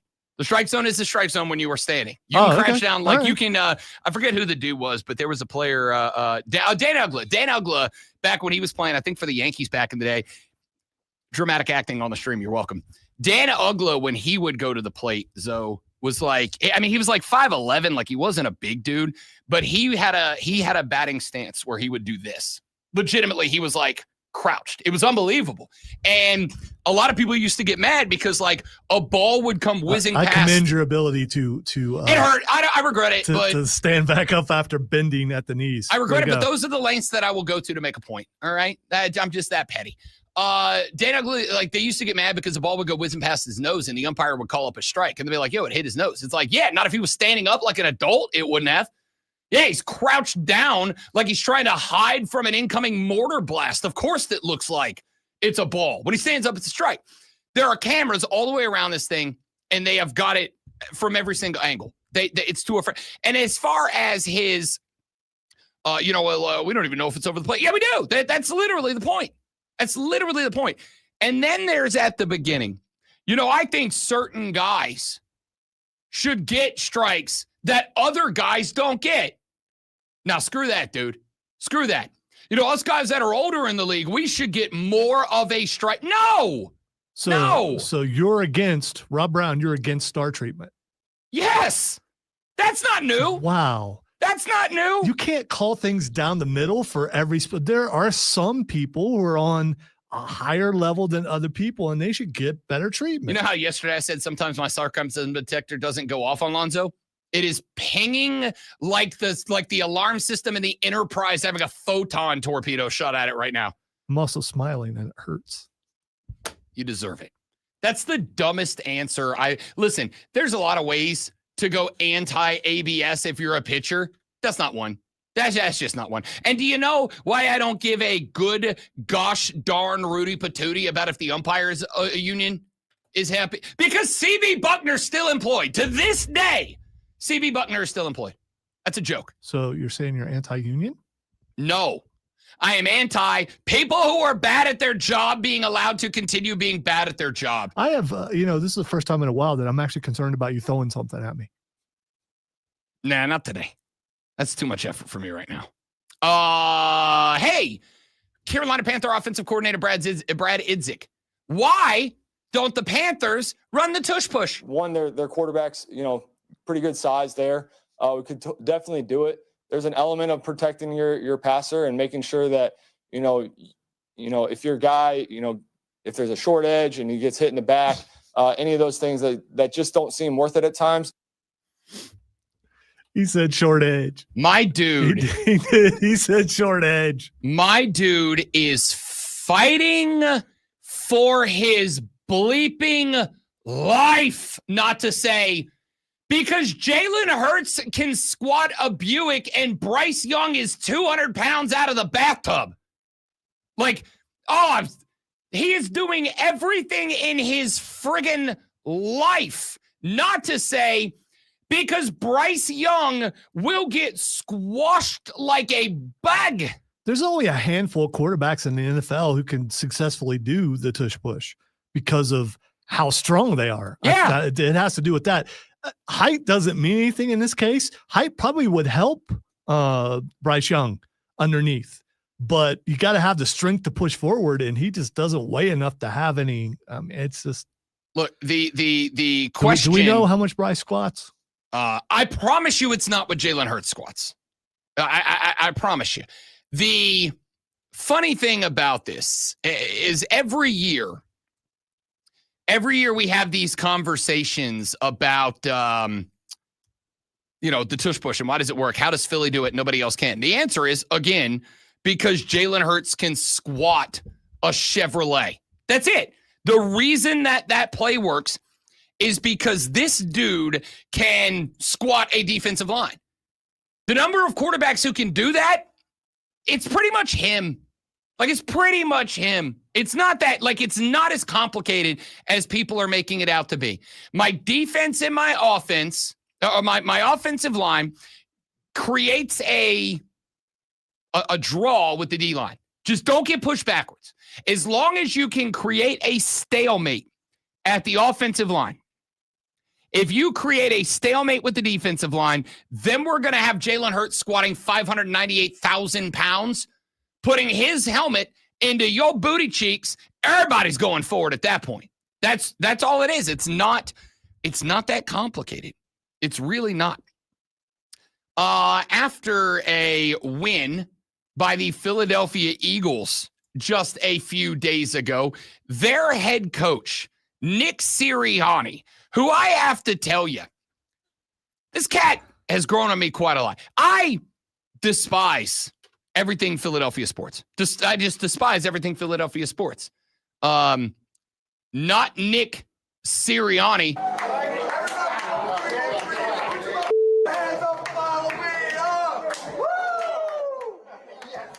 Philly gets the dub over Kansas City, and he drops everybody in the 313, put your mother hands up if you follow me. Are they in the 313? No, they're not. Okay. But he's quoting M. No, I get that, but I mean, so that does what? That line would hit harder if they were in Detroit. Okay. It would hit harder if they were in Detroit.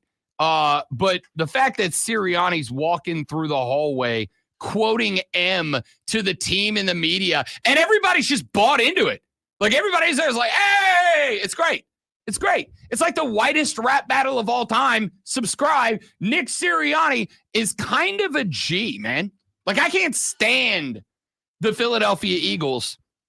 I kind of really like Nick Sirianni like a lot. I kind of like him like a lot. All right, I got one more for you, and then we got to run to a break because Cody Decker coming to us next. This is completely unsports related, and I do not care. This is, I try to avoid to some degree, though not exclusively, unless it is just special. I try to avoid AI-generated content. AI-generated content that is, like, not good. But sometimes it's good. There's a cat on TikTok who goes by the handle Mr. Professor 318. His name is Nick Harrison. And this dude takes music and he like reimagines it completely away from what the artist did with it. And one of the things that he's been on a kick lately is taking like heavy rock music and converting it into different genres to see where it works and where it doesn't. And he came up with this.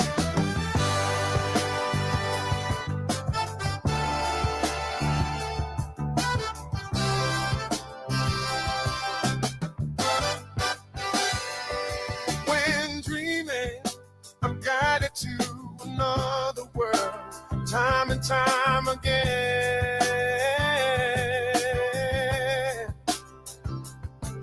At sunrise, I fight to stay asleep, 'cause I don't want to leave the comfort of this place. 'Cause there's a hunger, a longing to escape from the life I live when I'm away. So let's go there. Let's make our If you don't think this is a banger, I don't know what to tell you. Let's ask, can we slay? Can you take me higher? I am anti-AI music, except this. What style is this? It's like soul, man. It's like soul.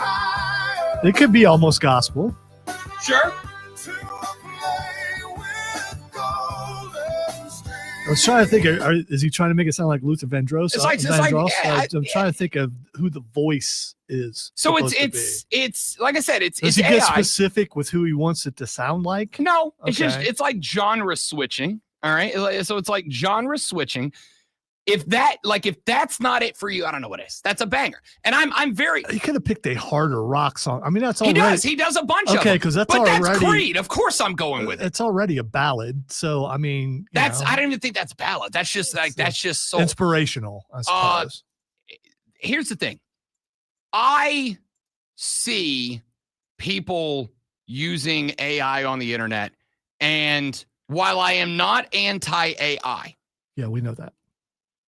I think I have reached, I am anti most of y'all having the power of AI. I think that's where I'm at, because I see some of the stuff that's created on social media by AI, and it has been labeled, as is pointed out here by James on the live stream, AI is mostly slop. Like, it has been labeled as AI slop. It is when people just enter stuff into a prompt and AI spits out something and then they run as if they have created this wonderful masterpiece. And it's like the one spot that I think I take issue with AI, like AI should be data-driven and it should be for progression. It should not be for uncreative people to suddenly think that they are the Da Vinci of our time. You're not.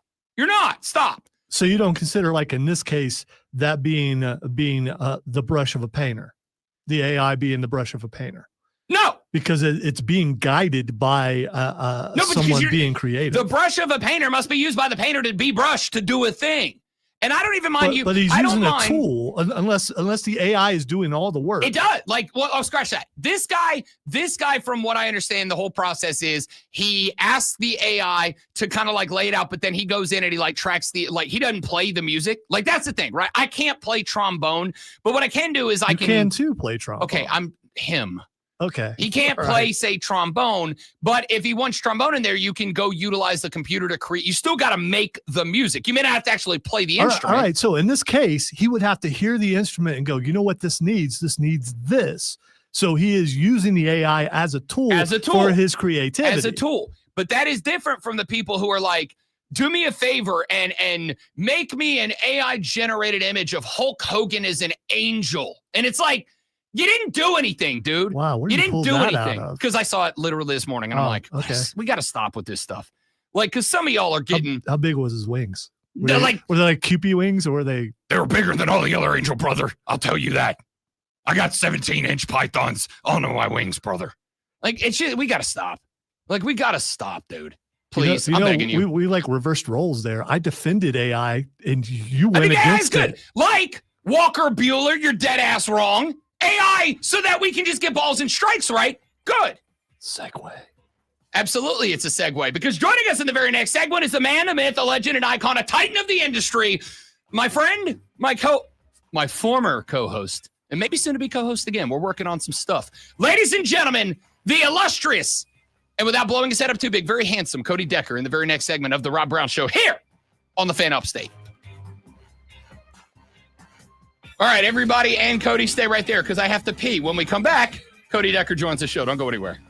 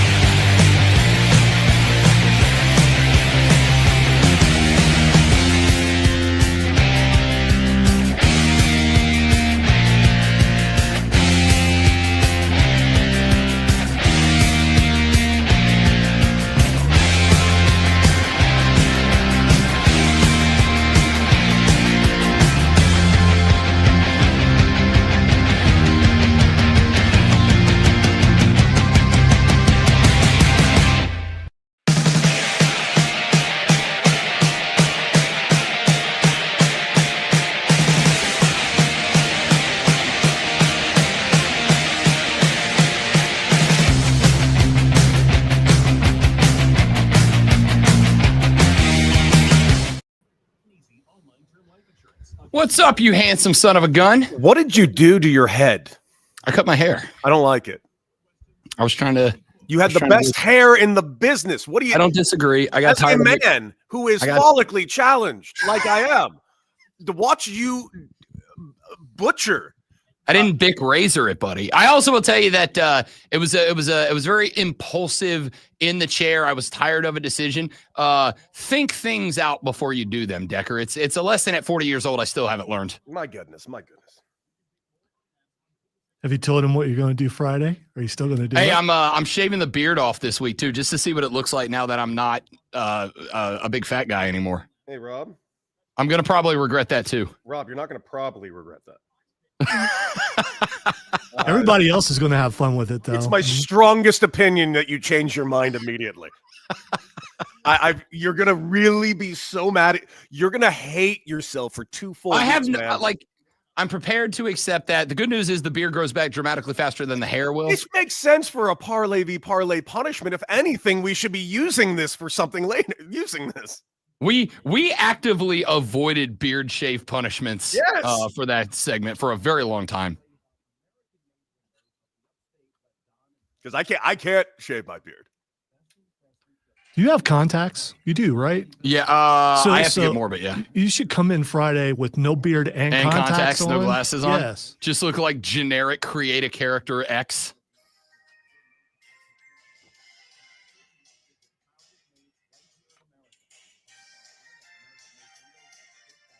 I don't know. Will you still look like a hipster without the beard? No, not at all. I'm gonna look like a Baptist church choir leader.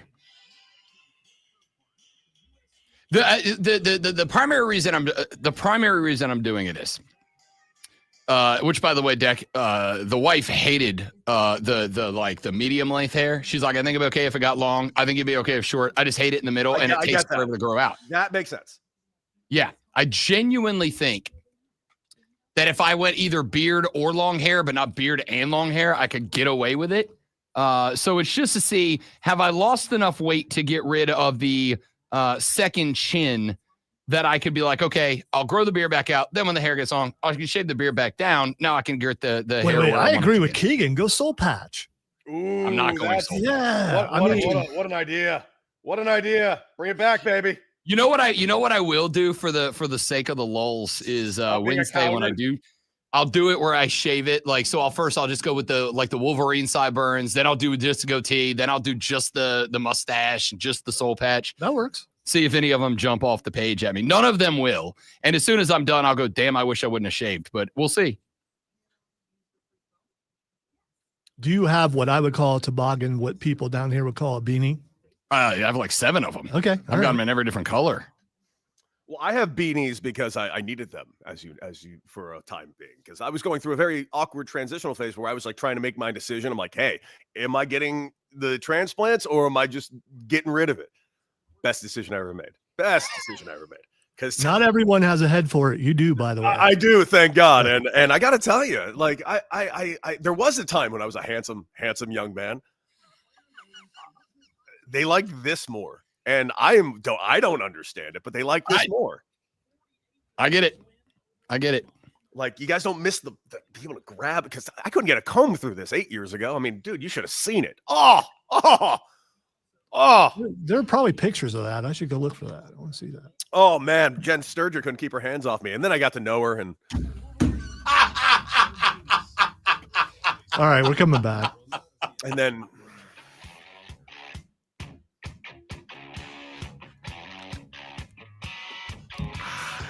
Ladies and gentlemen, 3 Saturdays ago, an era of broadcasting came to its conclusion when the final episode of Bet for the Cycle aired on the BetMGM network. However, some things good must pass for some things better to come to be, which is why, whether he wants to or not, remaining in the Rob Brown orbit is going to be a friend, a family member, a legend, an icon, a titan of the industry. Joining us now on the show, former Major League Baseball player, broadcaster on like 77 different outlets, depending on what day and time you check him out. The legendary, the iconic Cody Decker joining us back on the show to talk a little baseball. How you doing, you handsome son of a gun? Robert Brown, I love you to death. My former official co-host of a show called Bet for the Cycle on the BetMGM network that no longer exists. But my man, looking at your face and your head right now, you are stunning. You are in shape. You cut your hair. Thus, you have no more superpowers. That's your Samson power. And honestly, I'm looking at your shorter hair. It's not that I dislike it. I do. That's not the point. My point is you had the best hair in this industry. What are you doing, my guy? Number one, I couldn't compete with Lonzo. Number two, the wife didn't like it. Fine. I agree with Lonzo's hair. Lonzo looks like he's been at a Grateful Dead concert for the last 4 years, which, by the way, is a high compliment. I can't stress this enough. I'm a deadhead myself. If I could grow Lonzo's hair, I would grow it too.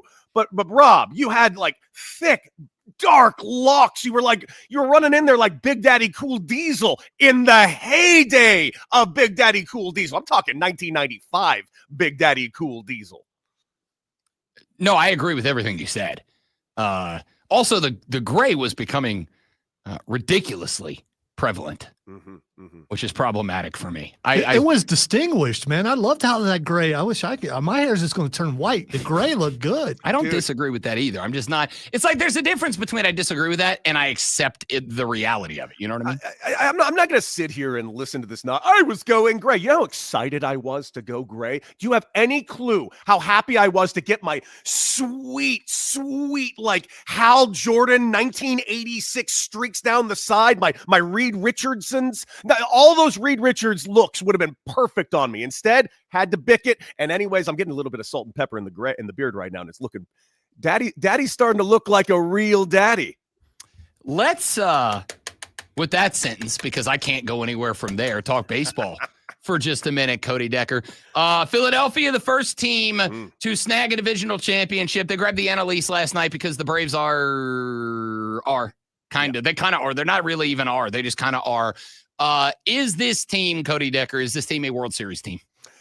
They've been a World Series team for like the last 5 years. The question is, can they get over the hump? It's not unlike what I've talked about on this show with you, Rob Brown, and what we used to talk about on Saturdays. They're the Buffalo Bills of Major League Baseball. They're astonishing. They have star power. They should have rings on both sets of hands, but they have not a one between the group of them on the Philadelphia roster right now.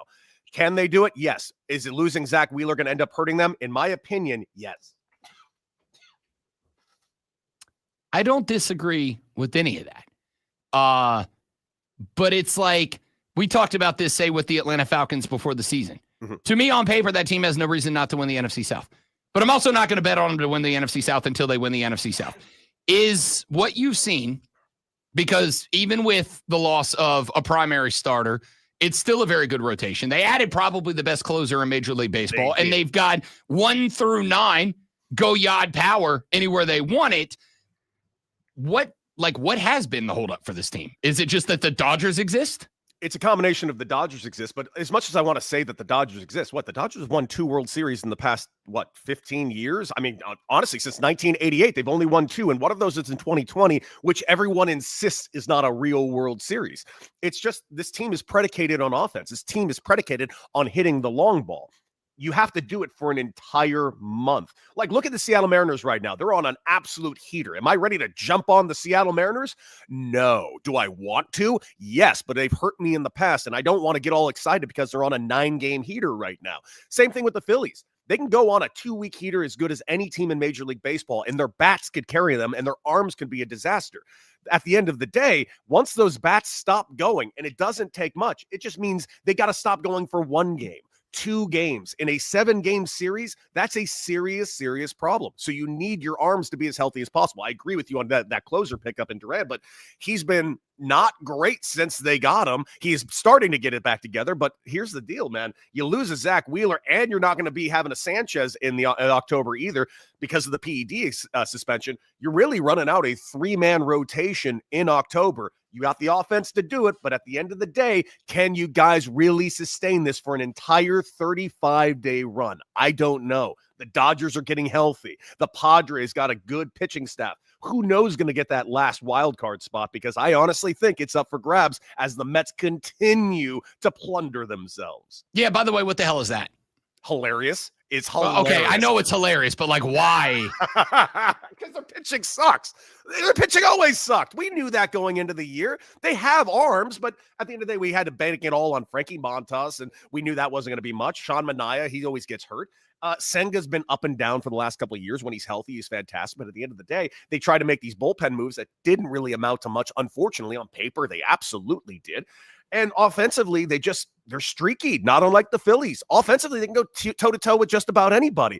The one saving grace I could definitely say about their offense, well, I could say multiple saving graces, but Pete Alonso's having a monster year. And, dude, the non-all-star who has the third highest odds for MVP as we currently stand with Juan Soto, the best season everyone keeps claiming is a terrible season. He's one of 3 players in the history of Major League Baseball, as of right now, to have a 40 home run season, a 30 stolen base season, and a 115 walk season. He's going to be the 3rd player ever to do that. Not an all-star, though.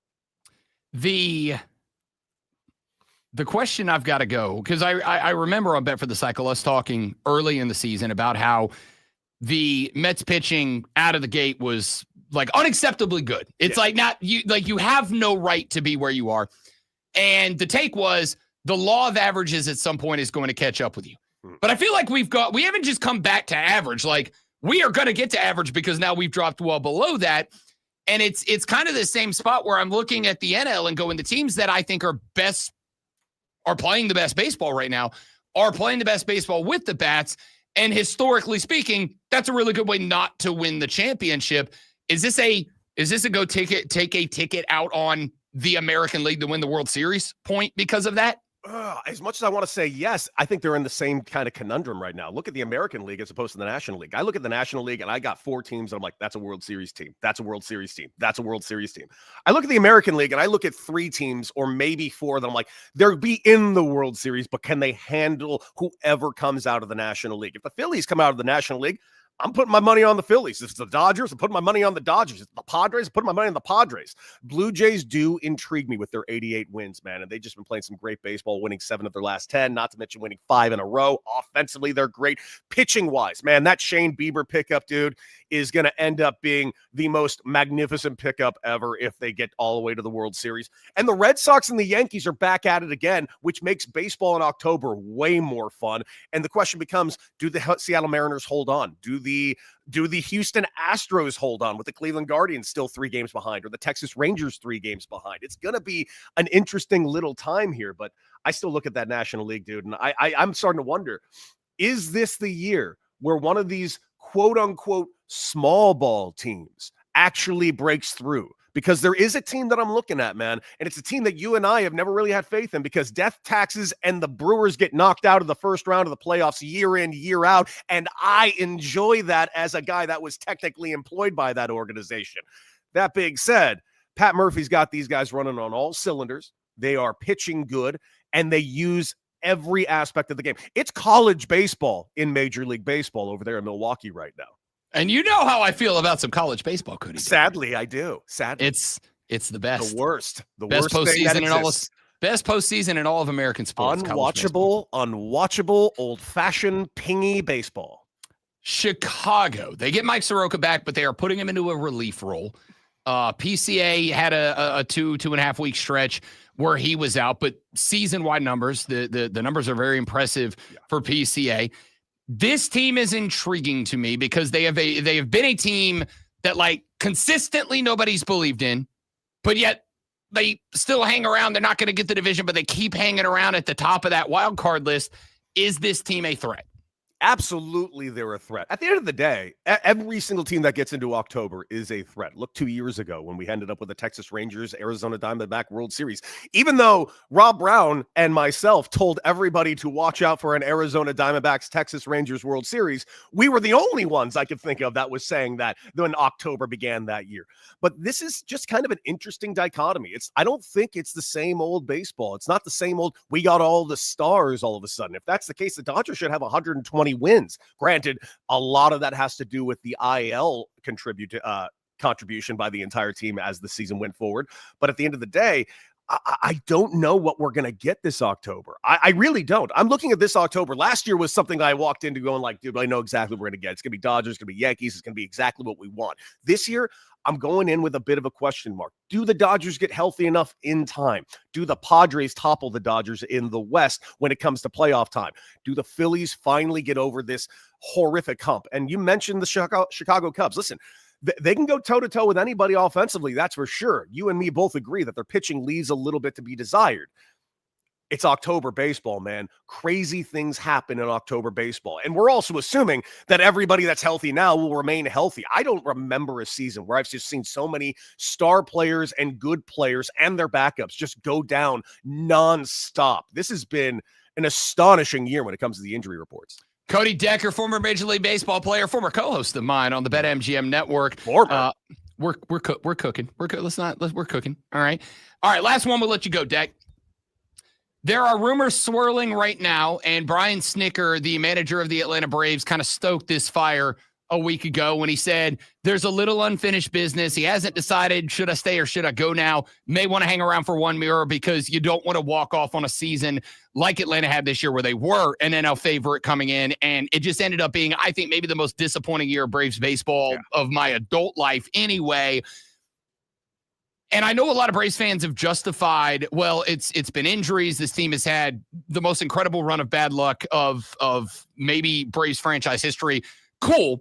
I also think there were a lot of spots where it just felt like there wasn't direction. It was a rudderless team. There were that like 2 weeks ago for no reason at all. I got Matt Olson batting second because reasons. I got Ronnie batting sixth when he's got 5 dingers in 7 games. Like, I know you're just trying to make something happen, but I can't think of a reason other than brand loyalty. And that feels like you're sacrificing the direction of a franchise for one guy. Why, if Brian Snitker comes back, I would have optimism for this team. But to the folks who say it was a bad luck season, no matter who's in charge about bad next year, is there cause for optimism for the Braves next year if Snit decides to come back and if Anthopoulos lets him / should he? Yeah, so that's a funny scenario altogether, kind of hinting that I got my unfinished business. I get that, but at the end of the day, it's not really his decision. It's the decision of the people ahead of him. And I know he's got so much cachet with that organization and that fandom, but at the end of the day, I'll ask you, Rob Brown, as a Braves fan, do you want Snit back in this job next year? Because as an outsider looking in, I personally wouldn't. I think it's time to kind of move on just to seeing how these last couple of years have kind of deteriorated. And you also have to keep in mind, it's not unlike the NFL. There's one thing that drives me nuts when the NFL, coaching hacksaw always happens every year because we're sitting here talking about, well, who are we going to get in? You have to replace somebody with someone better. So the question is, who can you get that's better than Snitker?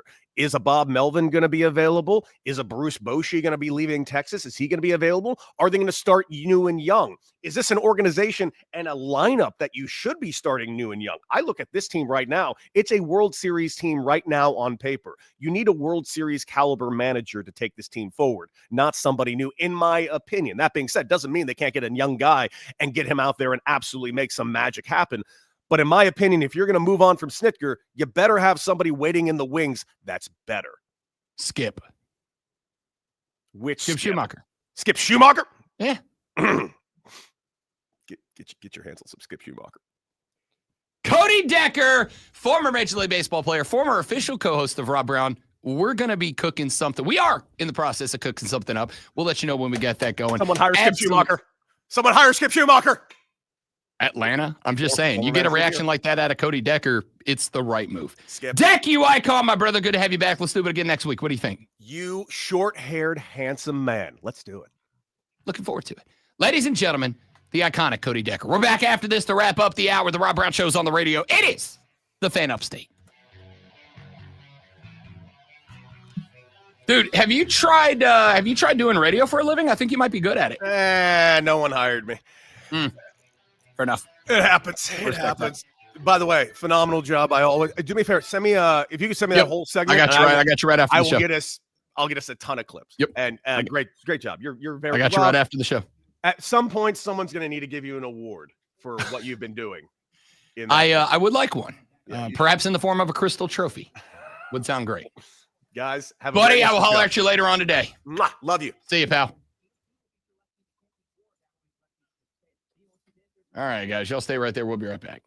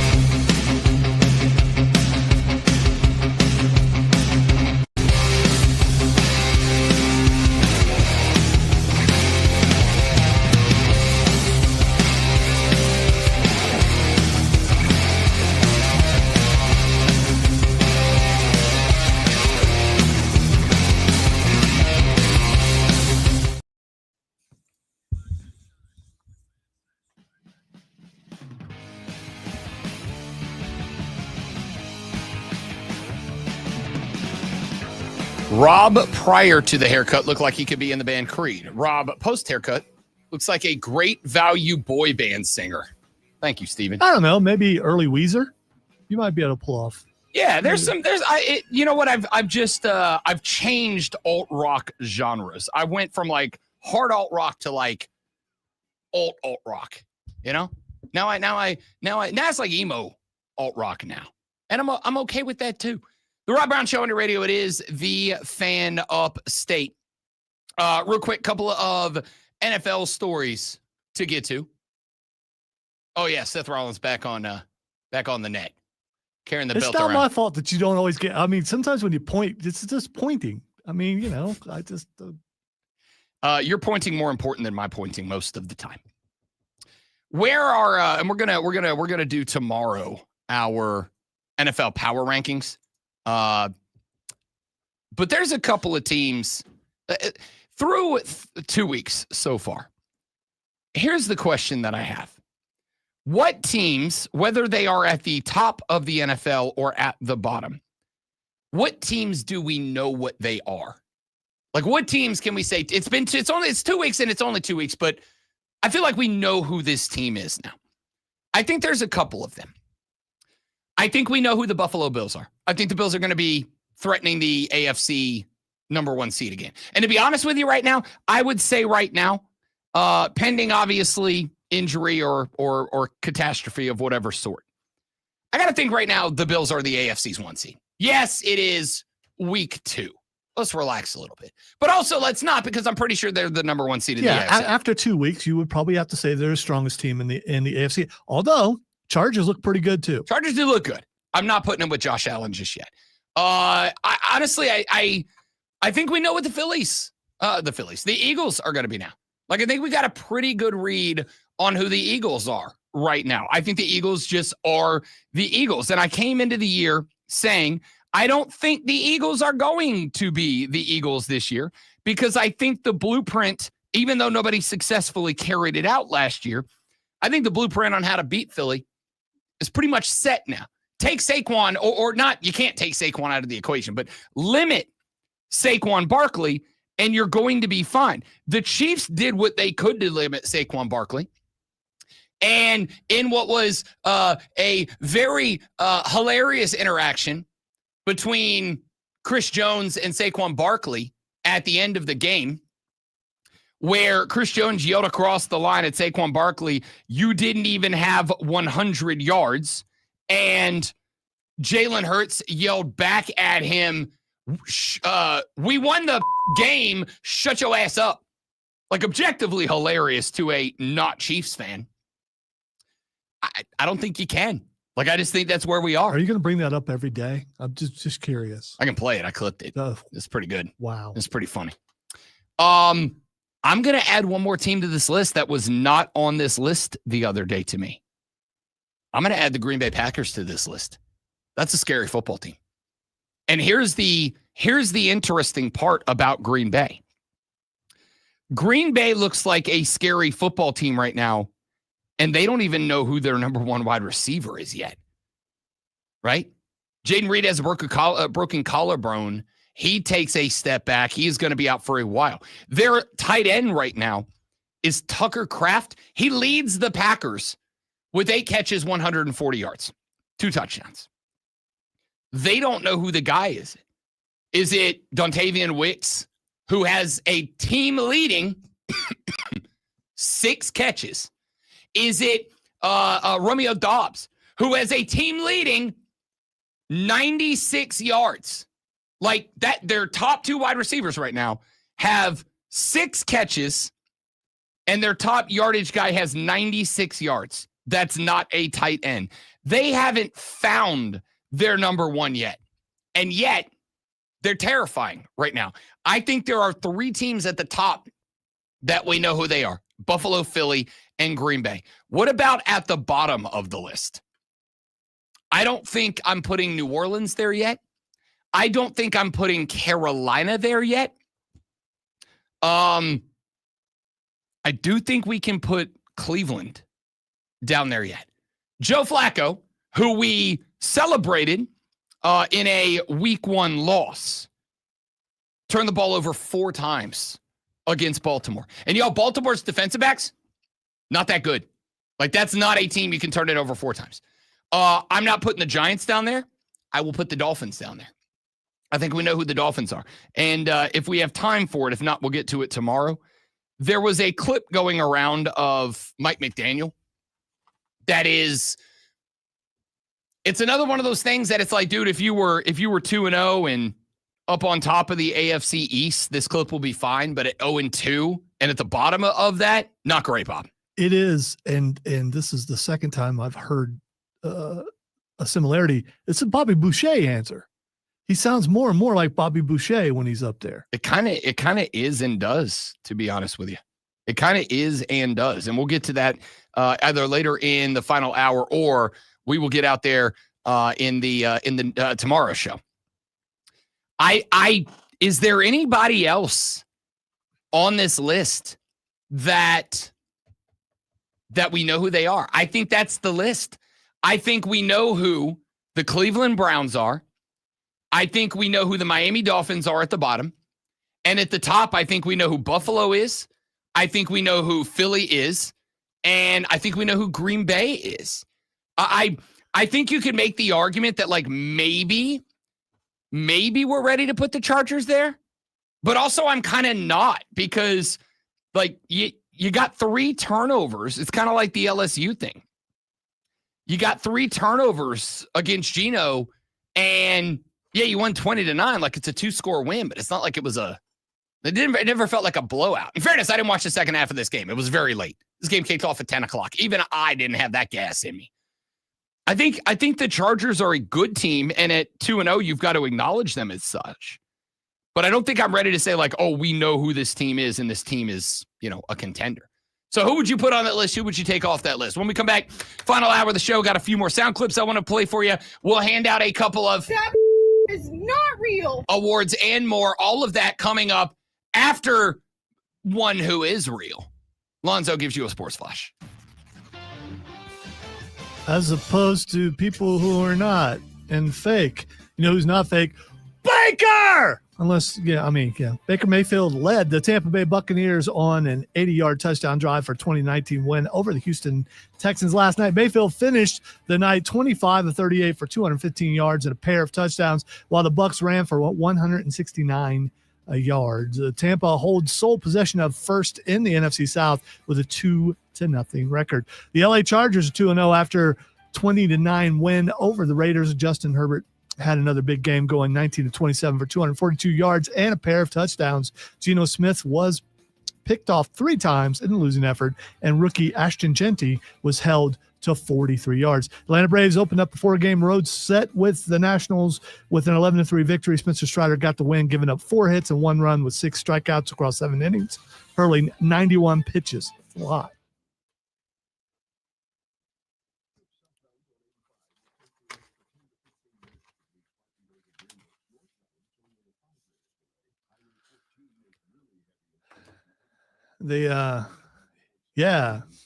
Arizona.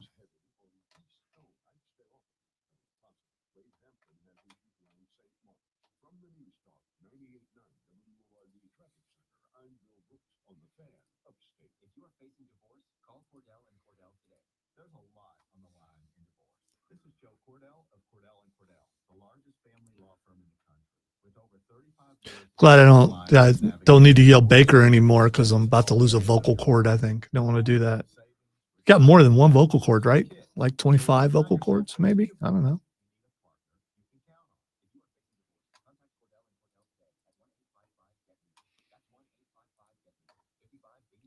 Got a vocal cord for your inside voice, for your outside voice, for your telephone voice,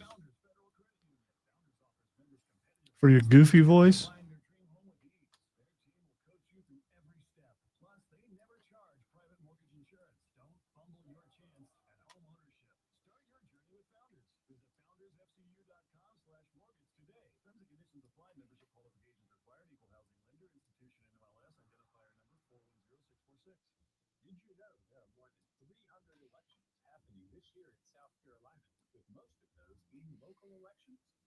This November, your vote can shape the future of your community by electing the leaders who make decisions that impact your daily life.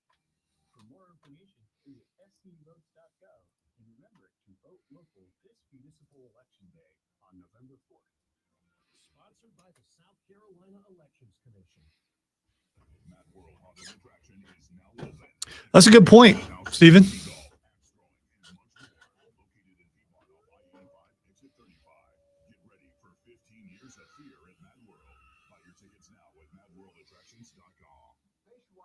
I think I may have more voices in my head than Randy Orton does.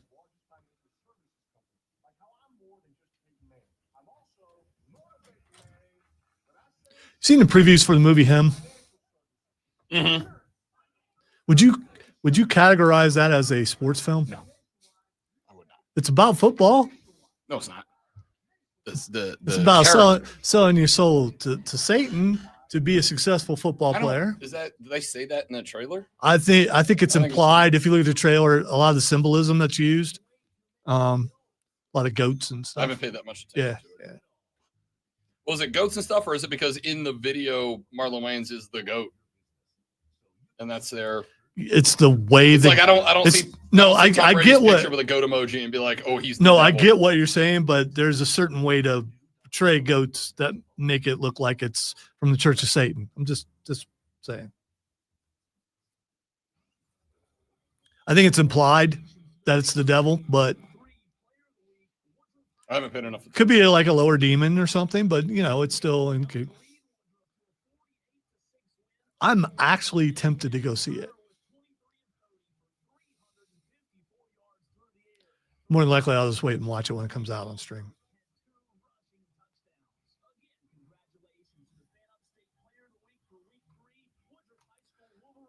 It's like I'm trying to decide, do I go see Tron or not? I'm a little concerned about it. The last Tron was really good. This one, I don't know. It's intriguing that the AI soldiers. That is probably the first Tron movie that I'm like, and I hate Jared Leto, but I might go see it anyway. Because if there's a character he's born to play, it's an emotionless AI soldier.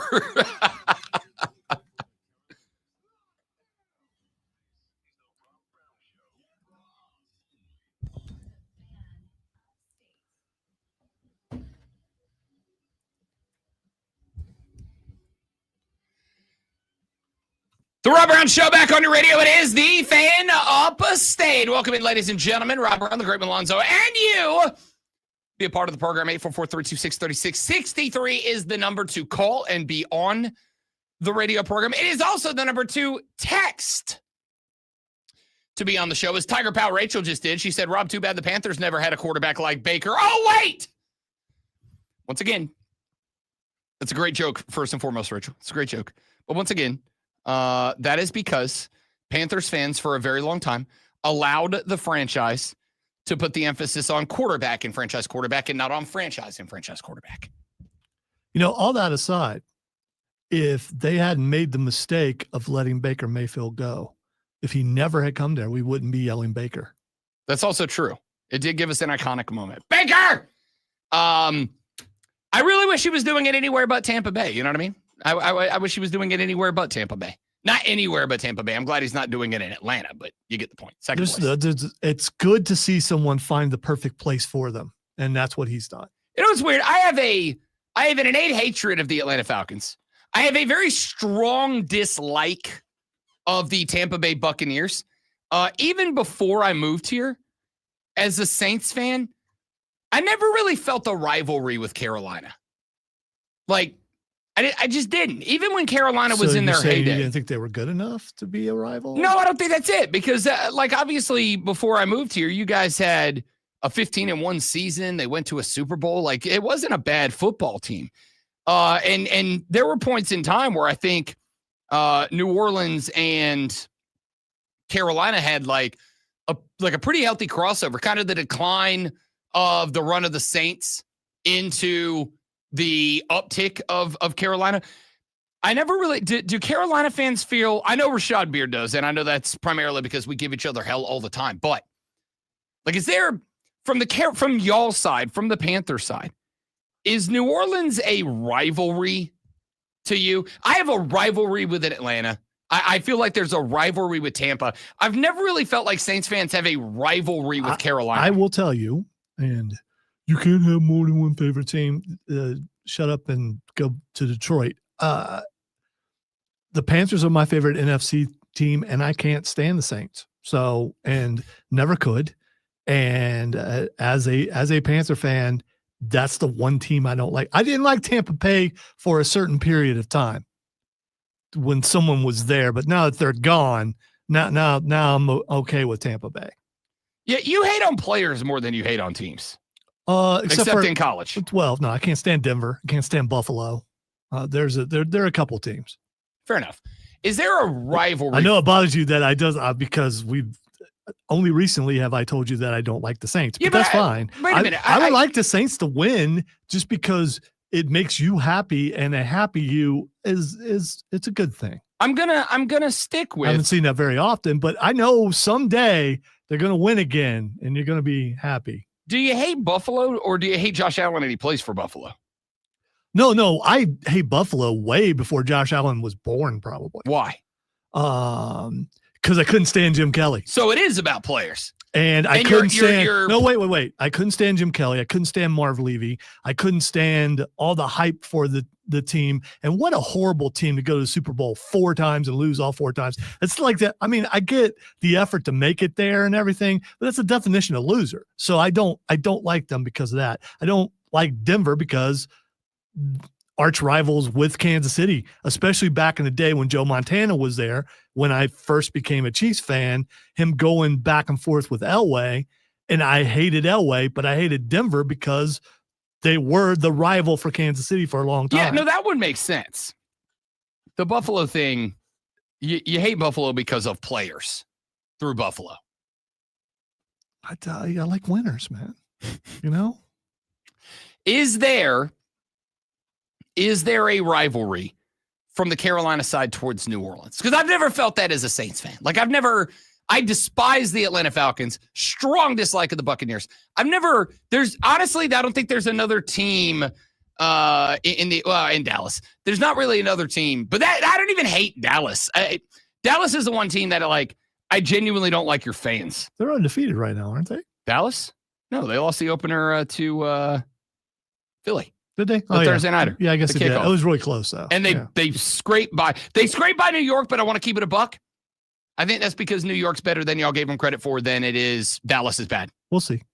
And again, I don't even think Dallas is bad. I just know that when they get to the playoffs, they're going to be a piece short. Probably like a generational edge rusher is going to be my guess. So when you're saying rival, it's like, oh, we're playing them. We're coming. If we're in the same stands with them, we're going to want to fight, that type of thing. Okay. A rivalry. Like, it didn't have to be unhealthy rivalry, but a rivalry. I've been to Panther games back on during Super Bowl runs, and just, I hear that, they're the tea drinking crowd, and they're not the wine and cheese crowd. Yeah, but that's just ridiculous. No, it's not. No, back during those times, they wanted to fight everybody. I was there. Oh no, back during those times for sure. Yeah, but I think over the last couple of years, it has kind of become a wine and cheese. Well, the team hasn't been good. There's also so the only people going are people going to socialize in a more upper crust way. And Rashad, that's the list. It's socializing and Rashad. And I've been everywhere in that stadium. I've been up in the luxury boxes. I've been down on what I think is called the silver level. I've been for my wedding anniversary. We saw Steve Smith run back a kick for a touchdown, and we were in one of the end zones up at the top. So I've been everywhere in those. And again, that was during the time when they were really good. Hey, Arch Manning promises he's going to play better, you guys. Well, I mean, that's pretty easy. Manning said, quote, "I know the type of player that I am. I know I'm going to play better, and we're going to be better as an offense." Here's the good news. They are taking on powerhouse Sam Houston State in their 3rd season of FCS level competition. So good luck. Good luck. Manning has been bad this year. It's no longer he's been mid. They've only lost one game. I mean, Texas? Yeah. Correct. They've only played one team. But exactly. Yeah. They took on Ohio State. They lost. And then it's San Jose State and UTEP. Now they get the mighty Sam Houston. I'm going to say Bearcats. No way. Cougars? It has to have something to do with Cowboys Bearcats. or something, right? It's Sam Houston. I'm going to say Bearcats. Final answer. I'm going to lock in Bearcats. I'm assuming you're Googling. Of course I am. Okay. It's I'm going to say Bearcats. For some reason, there we go. We're a little slow getting to places. I'm going to blame the internet. Oh, there's all that. But I should have just put football in there. I'm going to say Bearcats. I'm going to lock in. I feel good about this. I feel like I've heard Sam Houston enough times. So I'm going to say Bearcats. We'll find out in a minute. This is the final game before the SEC schedule. Hell yeah. Nailed it. What exactly is a Bearcat? Don't they spell theirs with a K too? They do. All right. That's why it jumped off the page at me. Well, Arch the orange says, jumps off the stage. There's also that. Arch says, I know I'm going to play better, and we're going to play better as an offense. Like, all right. Cool.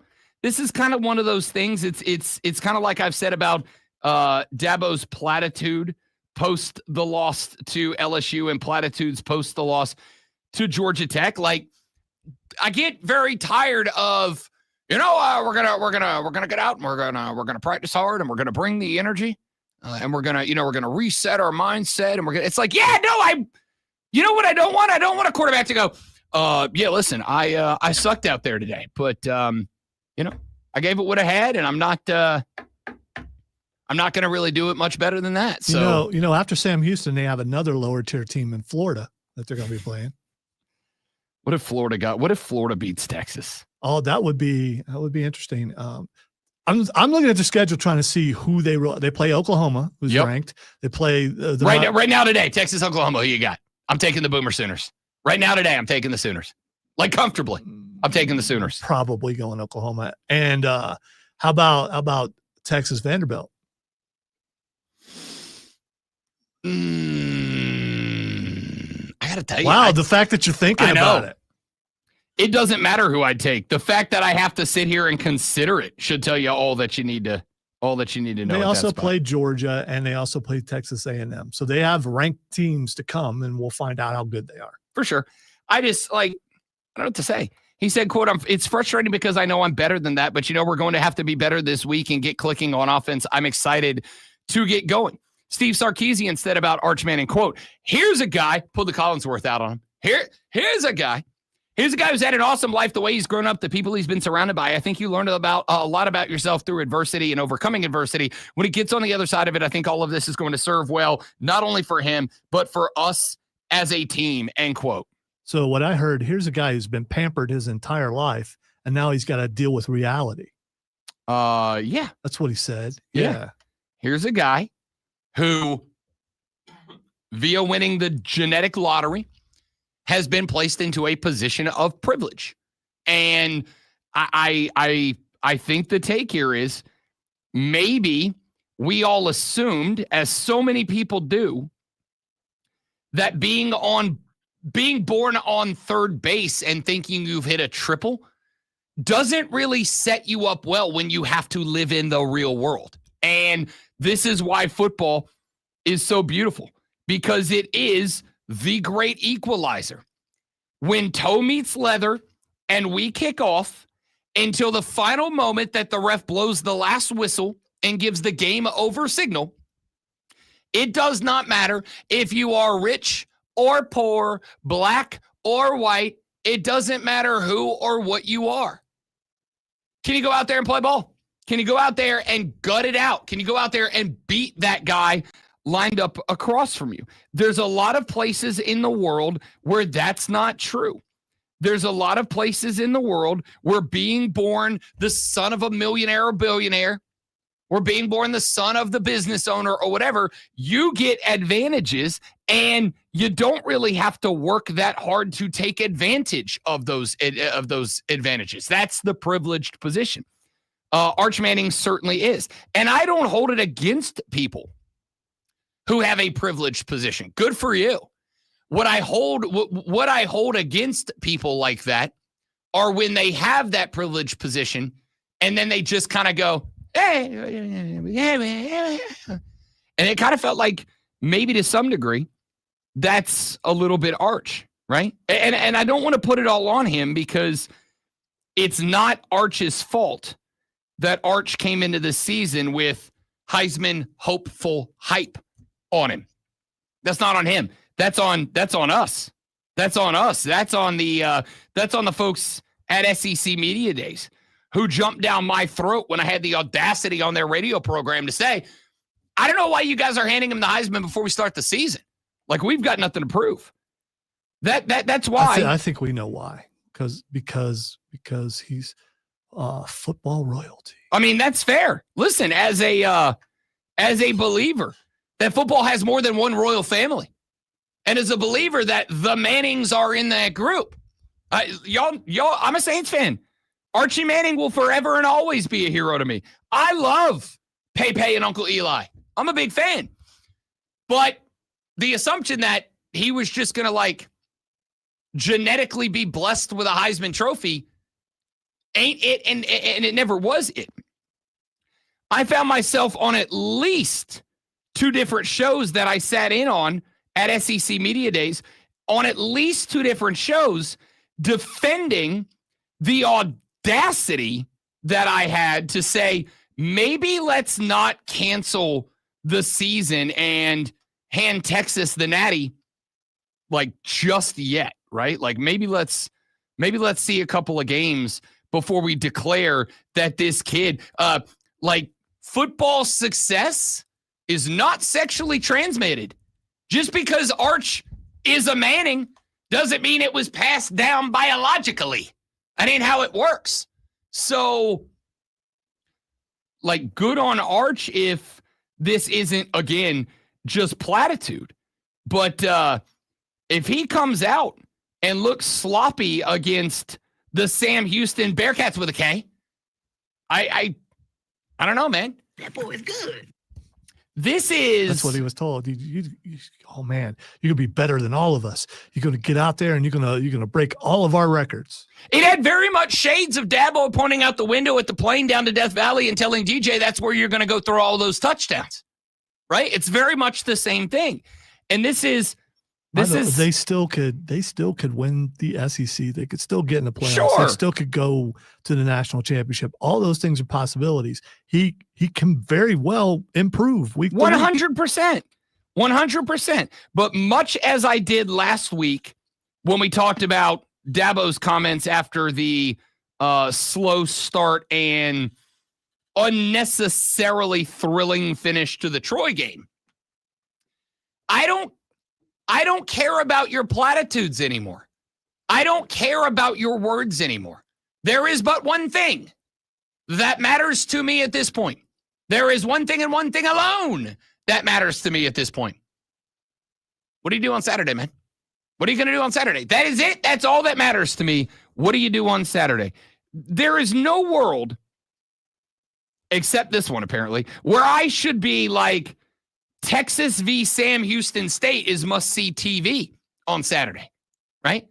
No nappy nap time for Robbie B. We got to watch that big Texas v. Sam Houston Bearcats with a K game on Saturday. But I do, because if Arch comes out and he looks like he still does not have command and control of the offense, we got a discussion to have, man.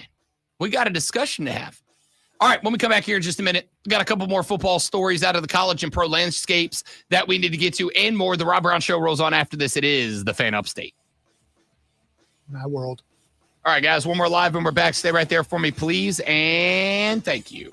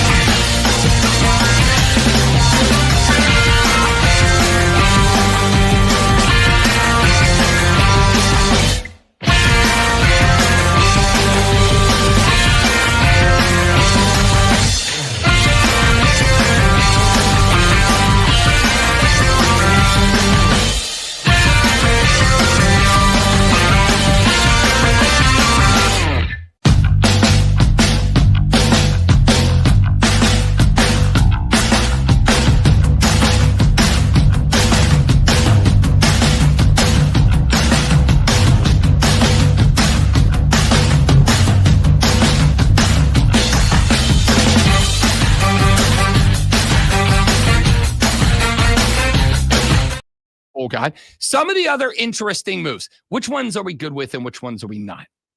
Let's talk about it. Let's jump down the AP poll. Ohio State stays ranked number 1 this weekend. They have 55 of the available first place votes coming off of back-to-back wins over the powerhouses of Grambling and Ohio. Someone had the audacity to tell me to take this shirt off. And I was like, why would I take this shirt off? This was in the building a little bit earlier today. You probably even heard the conversation. I did hear the conversation. Well, basically at the end, stay in your lane. You don't know sports. Yes, I actually did that. And I was right. Stick to not sports, buddy.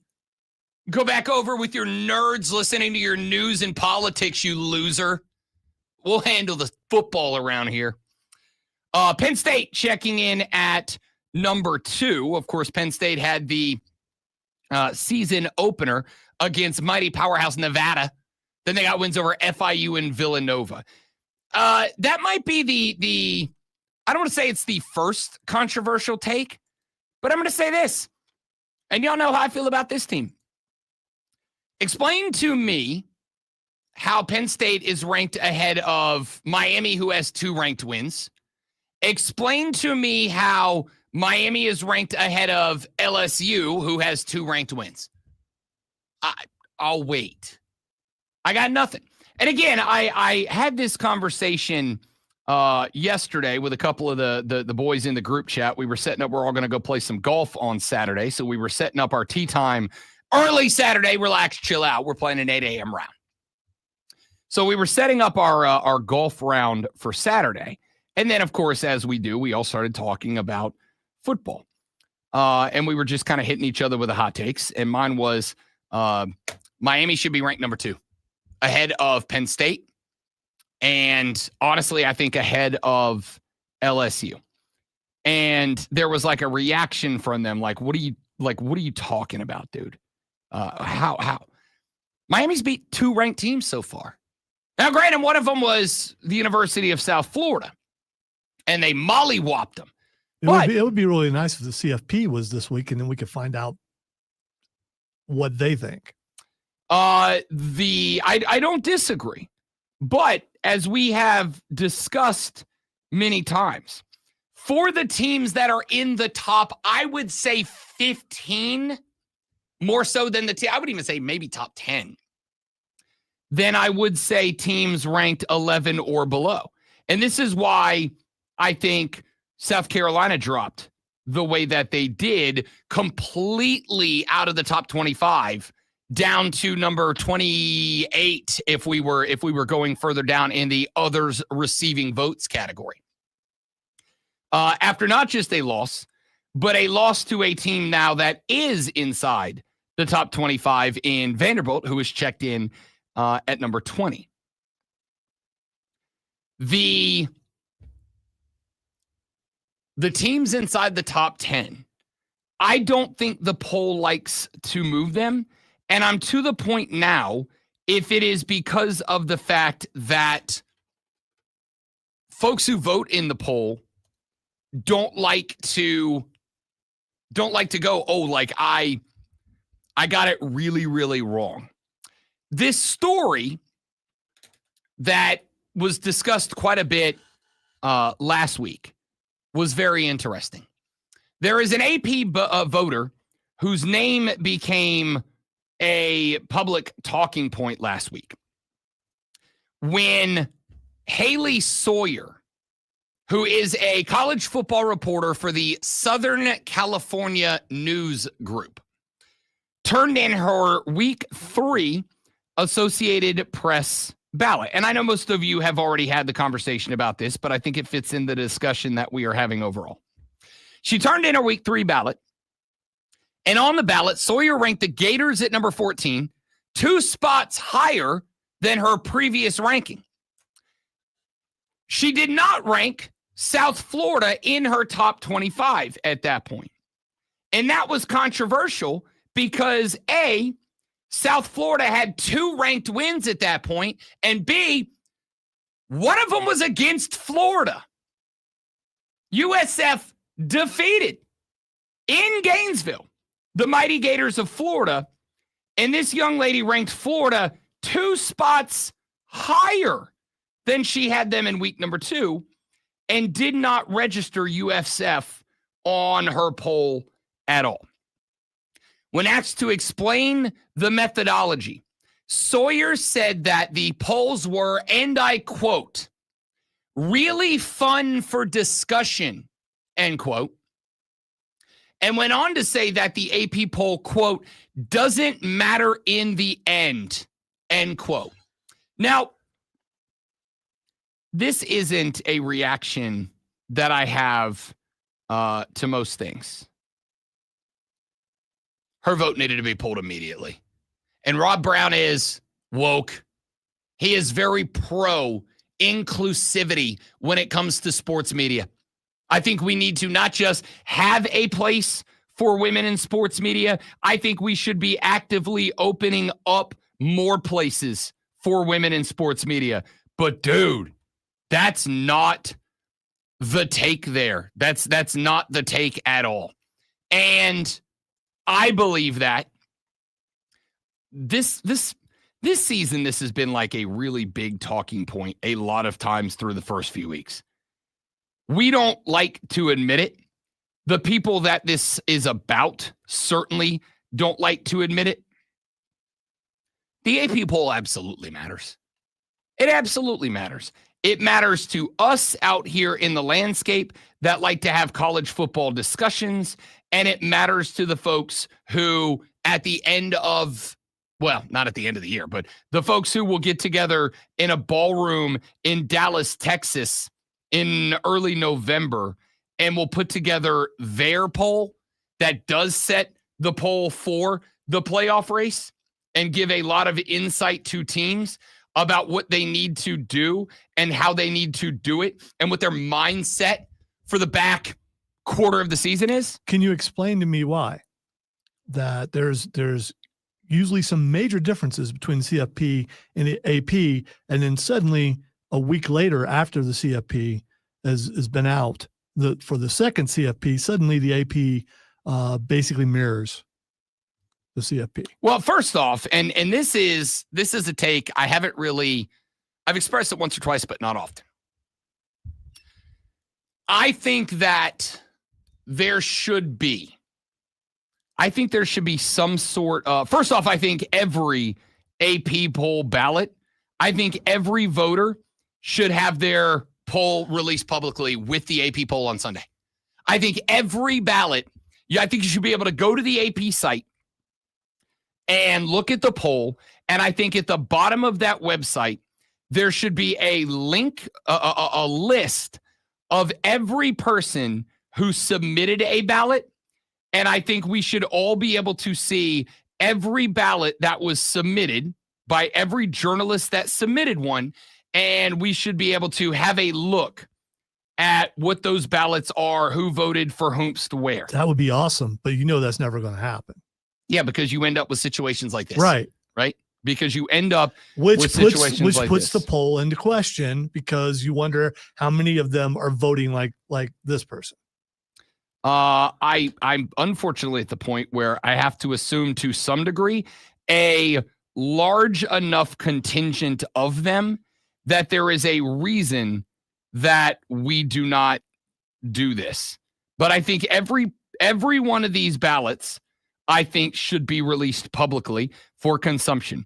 Number 2, I think the AP at some point should take a really deep look at how they decide who gets a vote in the first place. Because again, it does matter. It has weight to it.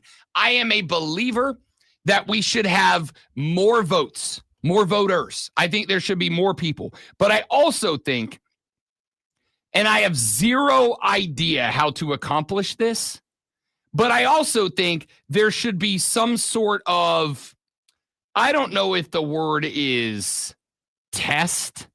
I don't know if that's the right word, but there should be some sort of way that we can make sure that the people who are voting on this poll are not just doing it because it drives discussion, right? Like how long have we been having the conversation about Jerry Jones and the fact that he runs his NFL football team through the lens of how do I generate more discussion? And look what it's doing to my dear friend Cole Bryson. He's not okay, because that's what happens when you try to run something that matters to other people.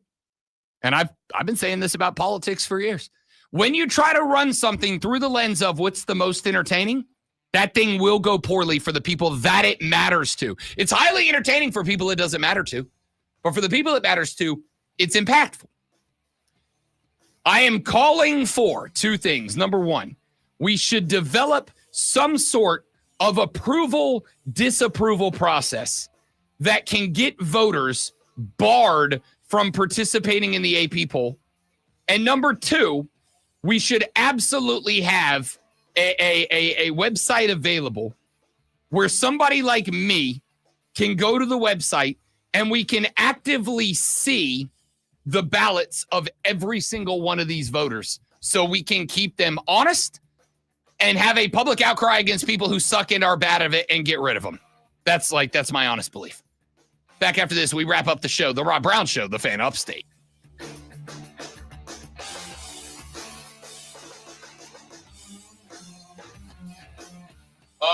Steven, I said earlier in the show, and I'll stick with this. In fact, I may even make this the last segment.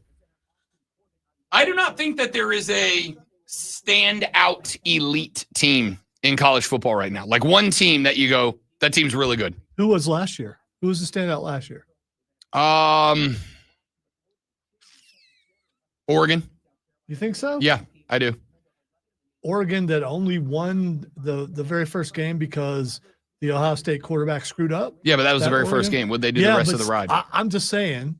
Well, they lost later on. And also, I think Ohio State was very close to being in that. If they were, actually, I would say perhaps I would put Ohio State into that group as well. I think you could have said Ohio State at any point during the course of the year up until the loss that effectively kept them out of the Big Ten title game was dominant.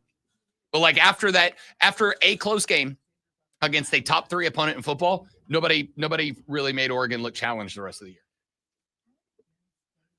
It's hard to stand out right now because other than, a couple games in week 1, no one's really playing anybody.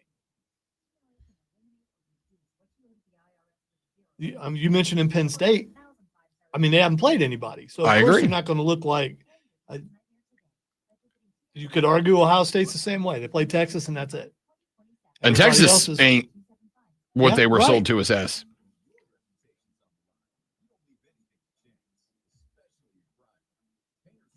Especially your primer. Primer's very important. And so is exclusivity of primer. Can't get anywhere else but right here.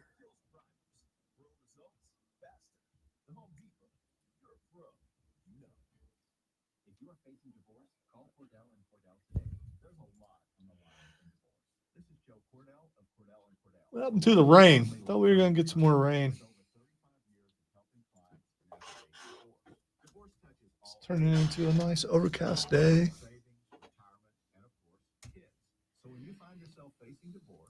Went out the door this morning, worried I was going to hear that snorting thing again.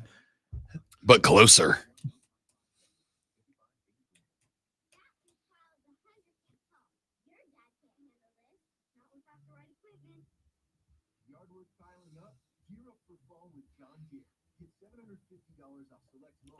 Here's the temperature outside right now. Nice.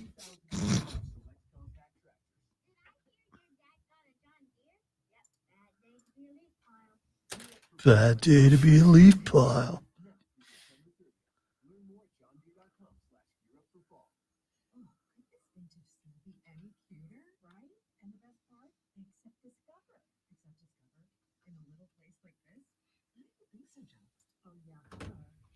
Oh, yeah, huh?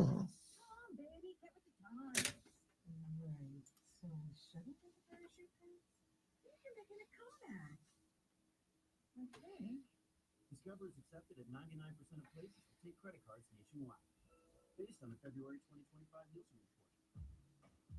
I do regret. I don't think I ever had parachute pants.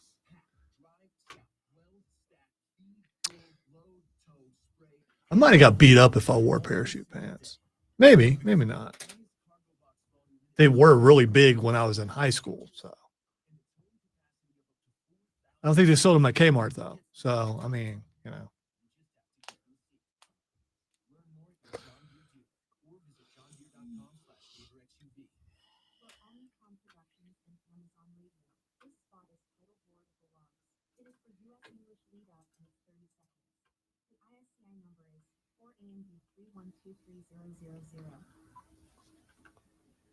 Steven, why are you wanting to fight with me today?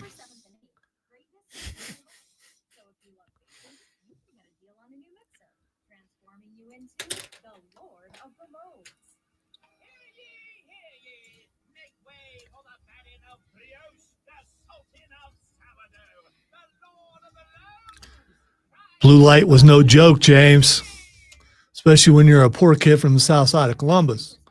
Because blue light, you're getting something. You might have just been in Kmart looking around, but if blue light happens, you might get something. Like some candy or something like that. Unfortunately, most of the time it was just closed, and then you go to school and find out other people got the blue light also. Rob wouldn't know because he lived on a golf course.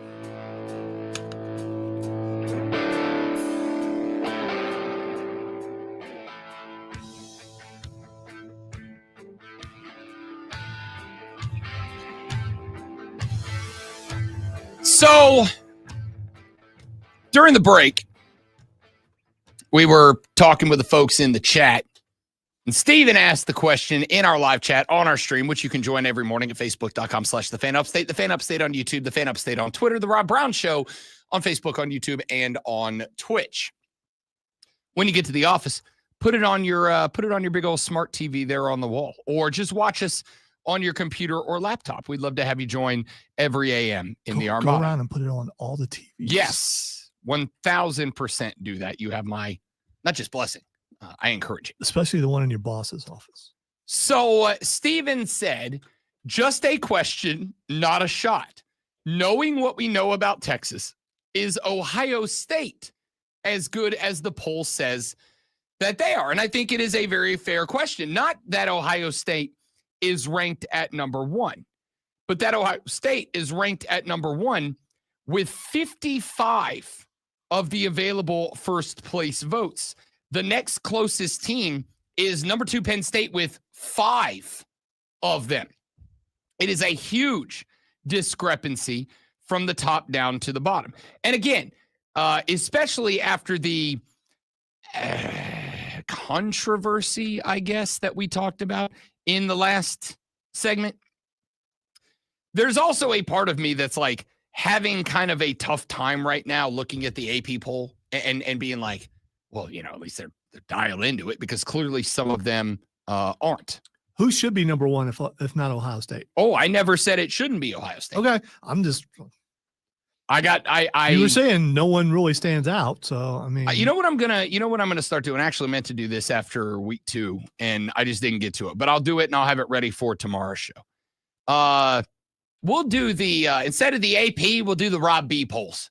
All right. We got the AP. We'll do the Rob B poll where I'll put them in the order I think they ought to be in, because I do think, for instance, if we looked at Ohio State, who has a win over now number 7 Texas. But if we look at Texas and where they started and where they are, they have a loss on the road at the now not consensus, but very heavy number 1 team in the country. And then they have 2, let's call a spade, pretty not great wins against quick. Name the 2 teams. You can't do it because they're not great teams. I don't have an issue with Ohio State being number 1. However, I would say Miami having Notre Dame lose to Texas A&M is a little painful, but they beat a number 6 team in the country. They beat a number 18 team in the country in back-to-back. if we're not going to move Ohio State, because they did win against the number one team in the country, and they have performed relatively well. Well, no, they performed more than well in game number 2 when they dropped the 70 burger. And, I'm going to chalk up, much as I did last week when I pointed out that SC State and Troy they have a little bit more than meets the eye because of who they are and who they were playing. I'm going to go ahead and assume, Zoe, correct me if I'm wrong, that the folks playing for Ohio probably wouldn't hurt their feelings all that much to go out there and give the Buckeyes everything that they wanted on an individual basis to be able to say, you missed. I should have been one of you. Right. You've talked about that a couple of times about how with South Carolina State versus South Carolina. And Troy against everybody in the South. Yeah. So for sure, if you don't make it to Ohio State and you're playing at any other college around there, you want that chance to prove. Yeah. So again, you went out there and you won in fact, I know you won by 28 because I had you at cover up 28.5 and I missed it by the hook, which is painful. But I got to, okay, fine. Ohio State number 1. I just want you to know that that's not my fault. No, I wasn't blaming it on you. Doesn't mean it doesn't hurt. So fine with the horse chestnuts at number 1. Why is Penn State ranked ahead of Miami? Why is LSU ranked ahead of Miami? I mean, LSU has a ranked win against Clemson.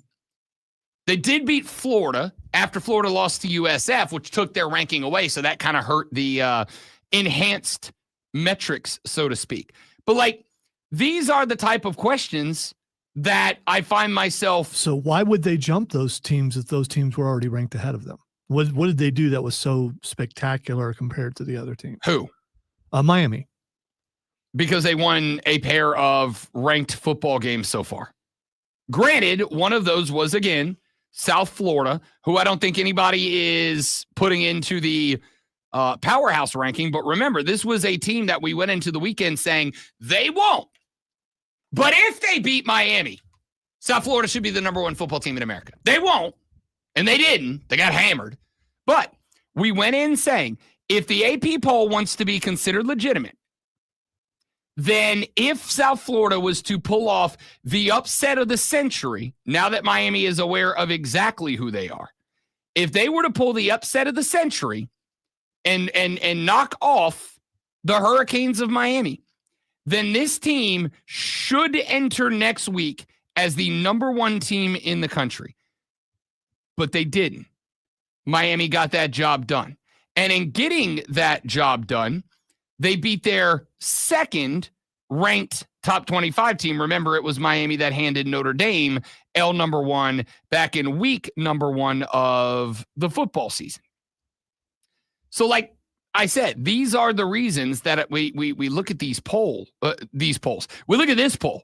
This is the second most important and impactful poll in college football. The only one that matters more is obviously the college football playoff poll.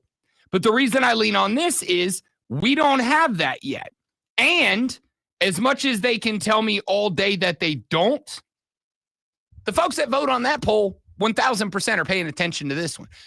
Remember, the take for me about South Carolina going into that Virginia Tech game, and we got an agreement from Lulu Kesson as well as the other folks that we talked about regarding South Carolina. The whole boost for South Carolina to make it into the playoffs for me was going to be dependent on, can you come out in the first 5 weeks of the season? Can you go 5-0 or 6 weeks of the season? Can you go 5-0 and can you prove to the voters that you deserve to be as high as you can be, like Cheech and Chong high, early in the season, so that when you take a back half of the schedule loss, because it's just, I don't think there's a team in America right now today, I don't think there's a team in America, frankly, that I would say is going to go undefeated through the back half of South Carolina's schedule. It's that tough. Can you be ranked highly enough that you can take advantage for the credit of that when it is time and stay up? And the answer was, unfortunately, for Now, listen, I think one good win, a little help. South Carolina can be re-ranked right back into the top 25 next week. The problem is you're kind of in that spot now where even losses on the road to top 25 teams down the line are going to start dropping you, whereas Florida State was idle this weekend. They moved up. Texas won this weekend. They moved down, right? But those teams did what? Outside of Florida State, with that enormous jump after week 2 to get into the top 10, all these teams have kind of stayed bubbled around each other. But the teams from 11 down that took a single loss, they tanked, including Notre Dame, who tanked 16 spots. They're still ranked, but they're ranked after being tanked. And now, the Rob Brown Show presents Twitter. Good job there. All right. Time to find out what is Xing. I will tell Rob. Rob will tell us why it is Xing. The first thing the first thing that people are looking at is Ashton Jeanty. Ashton Jeanty is Xing because, of course, his Raiders played and took the L last night to the hands of the Chargers, 20-9. 11 carries, 48 yards, top of my head, for Ashton Jeanty last night. And now folks are saying, I thought he was going to be the running back this year. Now folks are saying, in fact, I think I heard, I could be wrong. I think I heard Orlovsky during this game last night say, Rob Brown was right the whole time in saying that if you make the mistake with individuals of not taking into consideration where they are, their stock in their program, college or pro, and you do not consider who they did against whatever they did, you end up getting in trouble. I like Ashton Jeanty a lot, and I think Ashton Jeanty is going to be a good NFL running back.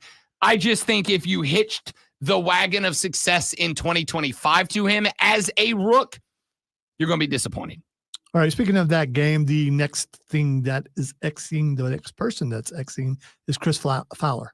So Fowler was on the game, I think, with Orlovsky last night, if I recall correctly. Yes. I thought Fowler did a good job. I thought he was fine. Yeah, all right, here's why he's Xing is because he's everywhere right now, and people are wondering if he's tired because he's doing college games. He did this. He did, what was it, the U.S. Open? He's everywhere. Yep. I can answer that question for By the way, Chris Fowler. he's not bad either. So I mean, no, I actually think Fowler's is good, not just as a studio talking guy. I really do think he's good on a call. I don't like his TV commercials. I think those are kind of. I will answer that question for Chris Fowler. The answer is yes, he's tired, and no, he doesn't give up because his job's awesome, and he knows that. I'm in the same boat. I am tired a lot of the time. Most of the time, I'm tired, but I also know. How many of my friends would love to be paid American dollars to come in here and talk about football 4 hours? The answer is friggin' all of them. Every one of you would love this job if you could get it. That's why it's a hard job to get and why it's, frankly, we don't get paid a lot at this level to do it. We do it because we love the bleeping game. That's kind of how it works. So Fowler's exhausted, but he got to go to the U.S. Open and call championship matches, and he gets to do game day, and he gets to call college games, and he gets to call Monday Night Football when they need him. Like, no, yeah, that dude's exhausted, and he's also, I can guarantee you, without knowing him at all, he has the Rob Brown mentality of I'll sleep when I'm dead because my life kicks ass. All right, 2 more if we have time, but we definitely want to get to this one. Robert Redford passing away, one of Hollywood's go-to leading men in the 60s and 70s. Robert Redford is like the first guy that wasn't my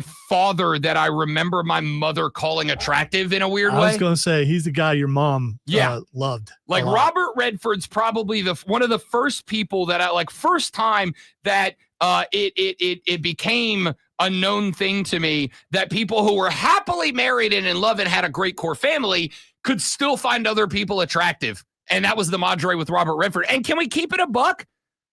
Can't blame her. He was a handsome son of a you-know-what. Even as he got older, I got to say The Natural, my favorite great movie. Sports movie of all time, probably. Great movie. Don't disagree. He also kicked ass in that Marvel movie he was in. Yeah, I was going to say, and there's the other thing when he showed up in Winter Soldier. Yes.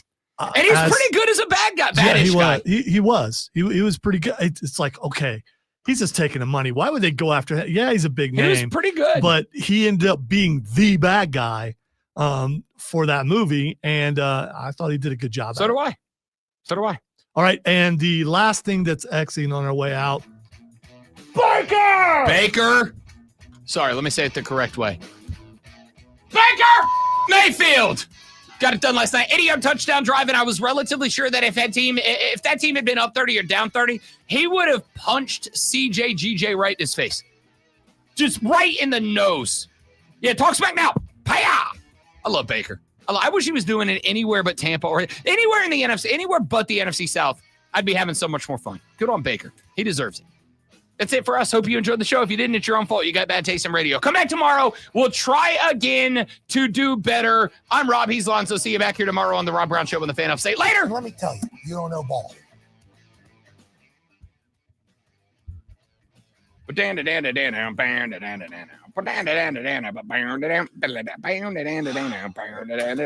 this is indeed the time that we did that thing, it's my fault. Because I had to throw one more in there.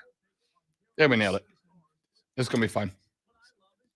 All right, dudes and dudettes, I got a jet. I got stuff to do. I appreciate you being here. Come back tomorrow. We did not get to, this is entirely my fault. It's Cody Decker's fault. Did not get our TMFINRs in here today, so we will do that tomorrow. I will also introduce, as a countermeasure to the AP poll, I will introduce the Rob B poll tomorrow. We'll rank our top 25 college teams. We'll do our NFL power rankings as well. A lot of ranking tomorrow. We're going to rank some stuff. Here's hoping the show's not rank, which means stinks. Have a good day. Goodbye.